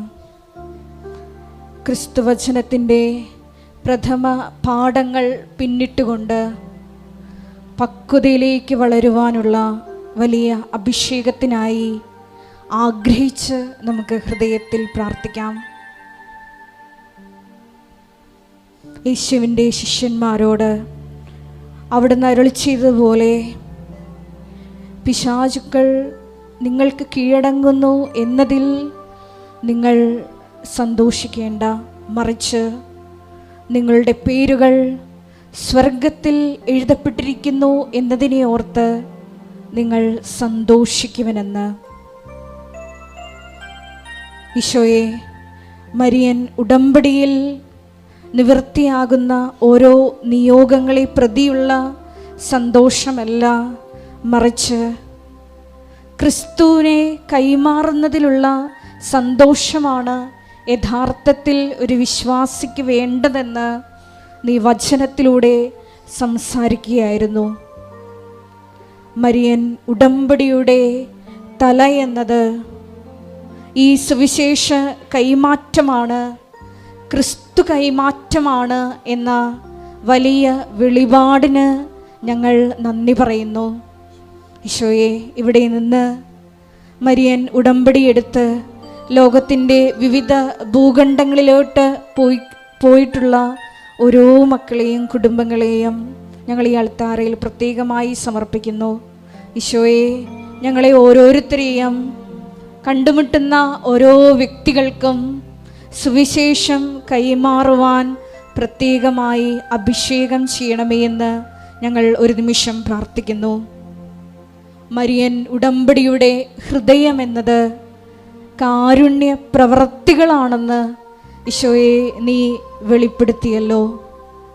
ഇനിയും മരിയൻ ഉടമ്പടി എടുത്ത് പോയിട്ടും കാരുണ്യപ്രവൃത്തികൾ ഒന്നും തന്നെ ചെയ്യാതെ ഭവനങ്ങളിൽ ഇരുന്നു കൊണ്ട് പ്രാർത്ഥനകൾ മാത്രം ചൊല്ലിക്കൊണ്ടിരിക്കുന്ന ഓരോ മക്കളെയും പ്രത്യേകമായി ഈ അൾത്താരയിൽ സമർപ്പിക്കുന്നു.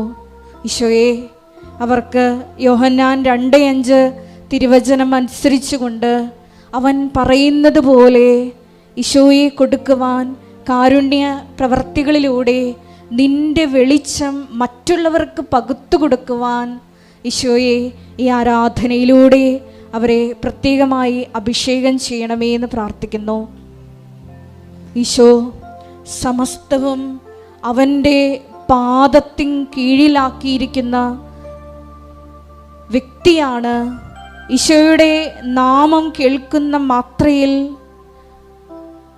താഴെ പാതാളത്തിലും ഭൂമിയിലും സ്വർഗത്തിലുമുള്ള എല്ലാവരും അവൻ്റെ നാമത്തിൻ്റെ മുമ്പിൽ മുട്ടുമടക്കും എന്ന് തിരുവചനത്തിലൂടെ നമ്മൾ ശ്രവിക്കുകയായിരുന്നു. ഈശോയെ, ഞങ്ങളെ നൊമ്പരപ്പെടുത്തുന്ന എല്ലാ വിഷയങ്ങളെയും അൾത്താരയിൽ ഞങ്ങൾ സമർപ്പിച്ച് പ്രാർത്ഥിക്കുന്നു. ആ വിഷയങ്ങളുടെയും എല്ലാം മേൽ നീ ജയിച്ചവനാണ്, നീയാണ് കർത്താവെന്ന് ഞങ്ങൾ ഉറക്കെ ഹൃദയം കൊണ്ട് എൻ്റെ കർത്താവാണ് നീ എന്ന് ഞങ്ങൾ അധരം കൊണ്ട് ഏറ്റുപറയുന്നു.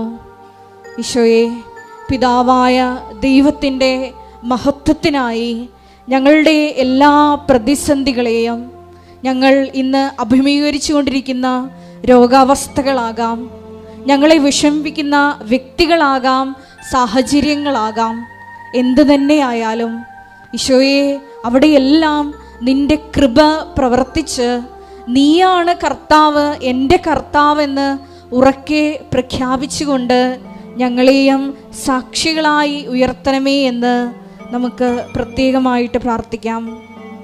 പരിശുദ്ധമ്മേ, ദൈവമാതാവേ, ഞങ്ങൾക്ക് വേണ്ടി നീ പ്രത്യേകമായി മധ്യസ്ഥം പ്രാർത്ഥിക്കണമേ എന്ന് ഒരു നിമിഷം ഞങ്ങൾ പ്രാർത്ഥിക്കുന്നു.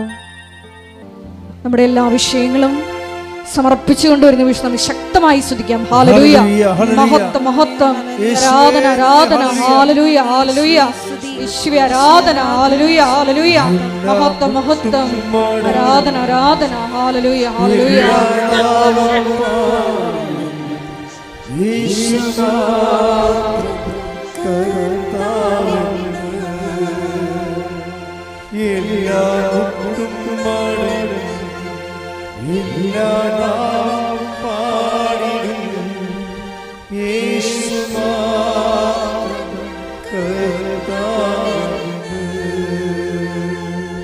പരിശുദ്ധ പരമദിവ്യകാരുണ്യത്തിന് ആരാധനയും സ്തുതിയും പുകഴ്ചയും ഉണ്ടായിരിക്കട്ടെ. പരിശുദ്ധ പരമദിവ്യകാരുണ്യത്തിന് നേരവും ആരാധനയും സ്തുതിയും പുകഴ്ചയും ഉണ്ടായിരിക്കട്ടെ. പരിശുദ്ധ പരമദിവ്യകാരുണ്യത്തിന് നേരവും ആരാധനയും സ്തുതിയും പുകഴ്ചയും ഉണ്ടായിരിക്കട്ടെ.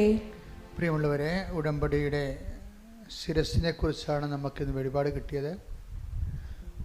ഉടമ്പടിയുടെ ശിരസ് സുവിശേഷ വിശ്വാസ കൈമാറ്റവും ഉടമ്പടി ഹൃദയം കാരുണ്യ പ്രവൃത്തികളുമാണ്. പിന്നെ ഉടമ്പടിയിലുള്ളത് പ്രഖ്യാപനവും പ്രയോഗനവുമാണ്. ഒരു കൈ പ്രഖ്യാപനത്തിനും യേശു കർത്താവാണെന്ന് പ്രഖ്യാപിക്കും, നമ്മുടെ നിലപാടിലൂടെയും സംസാരത്തിലൂടെയും. ഒരു കൈ പ്രയോഗത്തിൻ്റെതാണ്. ഉപ്പ്, ഉടമ്പടി തൈലം, തിരികത്തിക്കൽ, ഇങ്ങനെ കുറേ അധികം പ്രയോഗങ്ങളുണ്ട്. അപ്പോൾ ഉടമ്പടിയുടെ കാലം എന്താണെന്ന് ചോദിച്ചു കഴിഞ്ഞാൽ അത് മാതാവിൻ്റെ പ്രത്യക്ഷീകരണമാണ്. ഉടമ്പടി നിൽക്കുന്നതും വളരുന്നതും പുലരുന്നതും എല്ലാം ഒറ്റ കോസിലാണ്. എന്താണ്? മാതാവിൻ്റെ പ്രത്യക്ഷീകരണം ലോകം മുഴുവനും അടയാള സഹിതം എത്തണം. ദുരന്തമുണ്ടാകാൻ പോണ പ്രാർത്ഥിക്കണമെന്ന് പറഞ്ഞ അമ്മയുടെ പ്രാർത്ഥനാ സമൂഹത്തെ രൂപപ്പെടുത്തിയെടുക്കാൻ വേണ്ടി. ഉടമ്പടിയുടെ കാലം എന്ന് പറയുന്നത് പ്രത്യക്ഷീകരണ പ്രാർത്ഥനയാണ്. പ്രത്യക്ഷ പ്രാർത്ഥന ഇല്ലെങ്കിൽ ആൾ വീണ് പോകും. എപ്പോഴും ഓർത്തേക്കണം, എല്ലാത്തിൻ്റെയും പ്രാധാന്യം വളരെ ബാലൻസ്ഡ് ആയിരിക്കണം. ശ്രുതികട്ടെ. Hallelujah hallelujah hallelujah hallelujah hallelujah hallelujah, മഹത്വം മഹത്വം, hallelujah hallelujah hallelujah hallelujah hallelujah hallelujah. ഈശോയെ നന്ദി, ആരാധന ആരാധന. ഈ അച്ഛൻ നിങ്ങളുടെ ജീവിത പ്രശ്നങ്ങളെ പരിശുദ്ധ അമ്മയുടെ മാധ്യസ്ഥതയിൽ ഈശോയ്ക്ക് ഏൽപ്പിക്കേണ്ട സമയമാണ്. നിങ്ങൾ വിശ്വാസപൂർവ്വം ശ്രദ്ധിച്ചുകൊണ്ടിരുന്നാൽ മതി. ബാക്കിയെല്ലാം അമ്മ ഈശോയുടെ അമ്മയുടെ മധ്യസ്ഥ ഈശോ ചെയ്യുന്ന കാര്യങ്ങളാണ്. ഇടിമുഴക്കം പരിശോധിക്കട്ടെ. കർത്താവിന്റെ വിലതമായ നാമത്തിന് സ്വന്തം ചെയ്യുന്നു. കർത്താവിന്റെ വിശുദ്ധ പൗരോഹിത്യത്തെ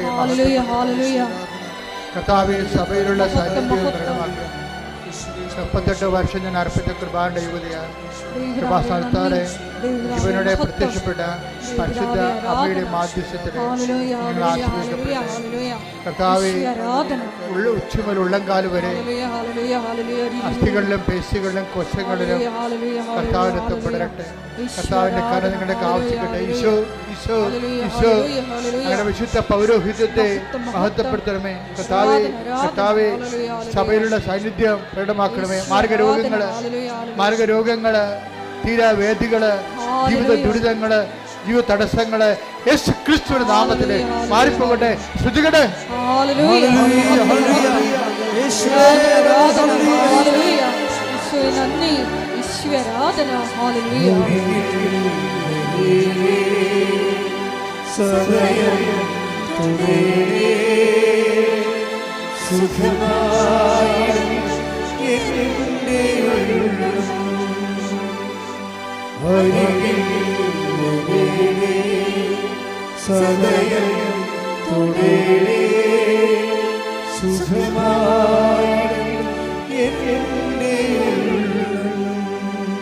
കർത്താവേ, നിന്റെ ഉന്നതമായ നാമത്തിന് സ്വസ്ഥം ചെയ്യുന്ന കർത്താവേ, ഇപ്പോൾ കൃപാസനത്തിലും ഈ പ്രാർത്ഥന കൂടുമ്പോൾ ഓൺലൈനിലും ഇതുവരെ ഉടമ്പടിയുടെ ചില കാര്യങ്ങൾ ഇപ്പോഴും നടക്കാതിരിക്കുന്നവരുണ്ടെങ്കിൽ അമ്മേ, പരിശുദ്ധമേ, ദേവമാതാവേ, മാതാവിൻ്റെ മധ്യസ്ഥതയിൽ ഈശോൻ്റെ ഉന്നതമായ നാമത്തിൽ ഈ നിമിഷം കർത്താവിൻ്റെ അടിപ്പട പോലെ വൈദാഘാതം ദൈവികമായ ശക്തി അവരിലേക്ക് ആവശ്യിക്കുകയും ജീവിത ദുരിതങ്ങൾ, തടസ്സങ്ങൾ, വിവാഹം നടക്കാത്ത അവസ്ഥകൾ, മക്കൾ ഇല്ലാത്ത അവസ്ഥകൾ, ഭവനമില്ലാത്ത അവസ്ഥകൾ, വഴിയും വീട് സ്ഥലവുമില്ലാത്ത അവസ്ഥകൾ, ജോലിയില്ലാത്ത അവസ്ഥകൾ, പലതരങ്ങളിൽ വിദേശ രാജ്യങ്ങളിലും നമ്മുടെ നാട്ടിലുമൊക്കെ ജോലിക്ക് വേണ്ടി പരിശ്രമിക്കുന്നവരുടെ എല്ലാ പരിശ്രമങ്ങളുടെ തടസ്സങ്ങൾ, അവരെല്ലാവരും ജീവിക്കാനുള്ള മാർഗം നേടിയെടുക്കുവാനും കടകൾ, കമ്പോളങ്ങൾ, വ്യാപാരങ്ങൾ, വ്യവസ്ഥകൾ നടത്തുന്നവർ, ജീവിതമാർഗം മുട്ടിപ്പോയവർ, കർത്താവെ, അവരെല്ലാം ഈ നിമിഷം നീ ആശീർവദിക്കണമെന്ന് പ്രാർത്ഥിക്കുന്നു. കർത്താവെ, വഴക്കുകൾ, കേസുകൾ, അതുപോലെ തന്നെ ശിശു മരണങ്ങൾ, ശിശു രോഗങ്ങൾ, ഗർഭിണികളുടെ രോഗങ്ങൾ, ഗർഭസ്ഥ ശിശുവിൻ്റെ വൈകല്യങ്ങൾ, കിടപ്പ് രോഗികൾ, ആശുപത്രി അടിസ്ഥാനപ്പെടുത്തിയിരിക്കുന്നവർ, കോടതി കേസിരിക്കുന്നവർ, ഈ ദിവസങ്ങൾ വിധി വരാൻ പോകുന്നവർ എല്ലാവരും കർത്താവിൻ്റെ നാമത്തിൽ കർത്താവ് ഉന്നതമായ നാമത്തിൽ സഭയുടെ അധികാരത്തിൽ കുരിശിൻ്റെ അടയാളത്തിൽ ദൈവത്തിൻ്റെ ശക്തിയാൽ മാർഗരോഗങ്ങൾ, തീരാ തടസ്സങ്ങൾ യേശുവിൻ്റെ നാമത്തിൽ മാറിപ്പോകട്ടെ. തടസ്സം നീക്കൊണ്ട് അങ്ങയുടെ നാമത്തെ ആരാധനയിലൂടെ വീണ്ടും വീണ്ടും മഹത്വപ്പെടുത്തണമേ.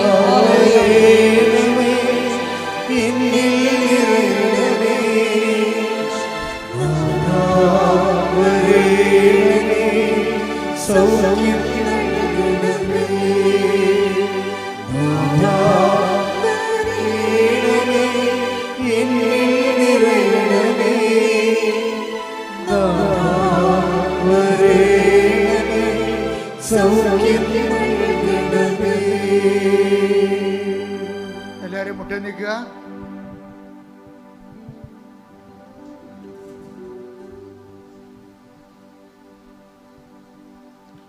മൗനമായി നിങ്ങളുടെ വ്യക്തിപരമായ ആവശ്യങ്ങൾക്ക് വേണ്ടി പ്രാർത്ഥിക്കുക.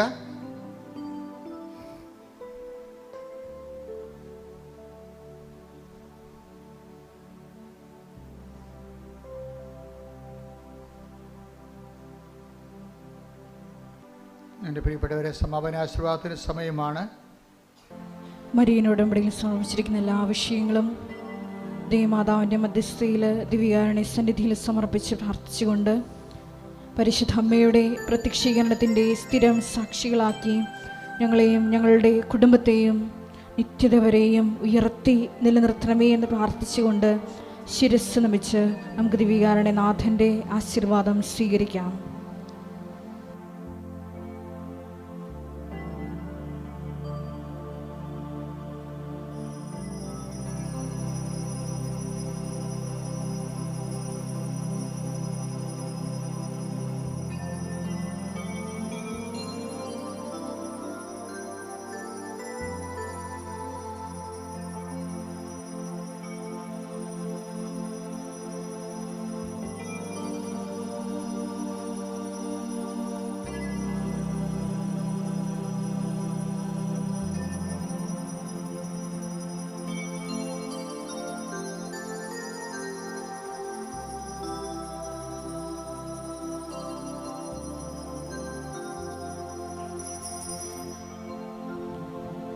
പരിശുദ്ധ പരമമാ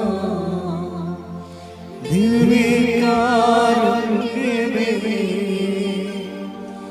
എന്നുമെന്നും അങ്ങേക്കാരാധന.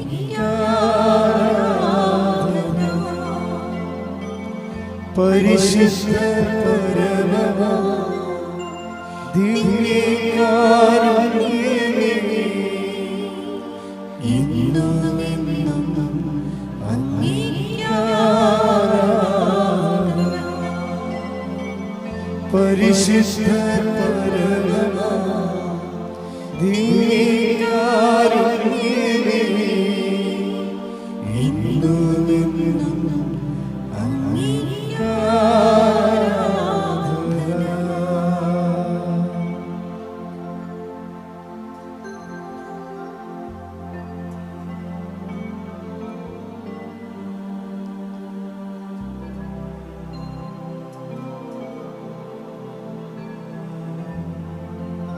ആവേ ആവേ മരിയ, ആവേ ആവേ ആവേ മരിയ.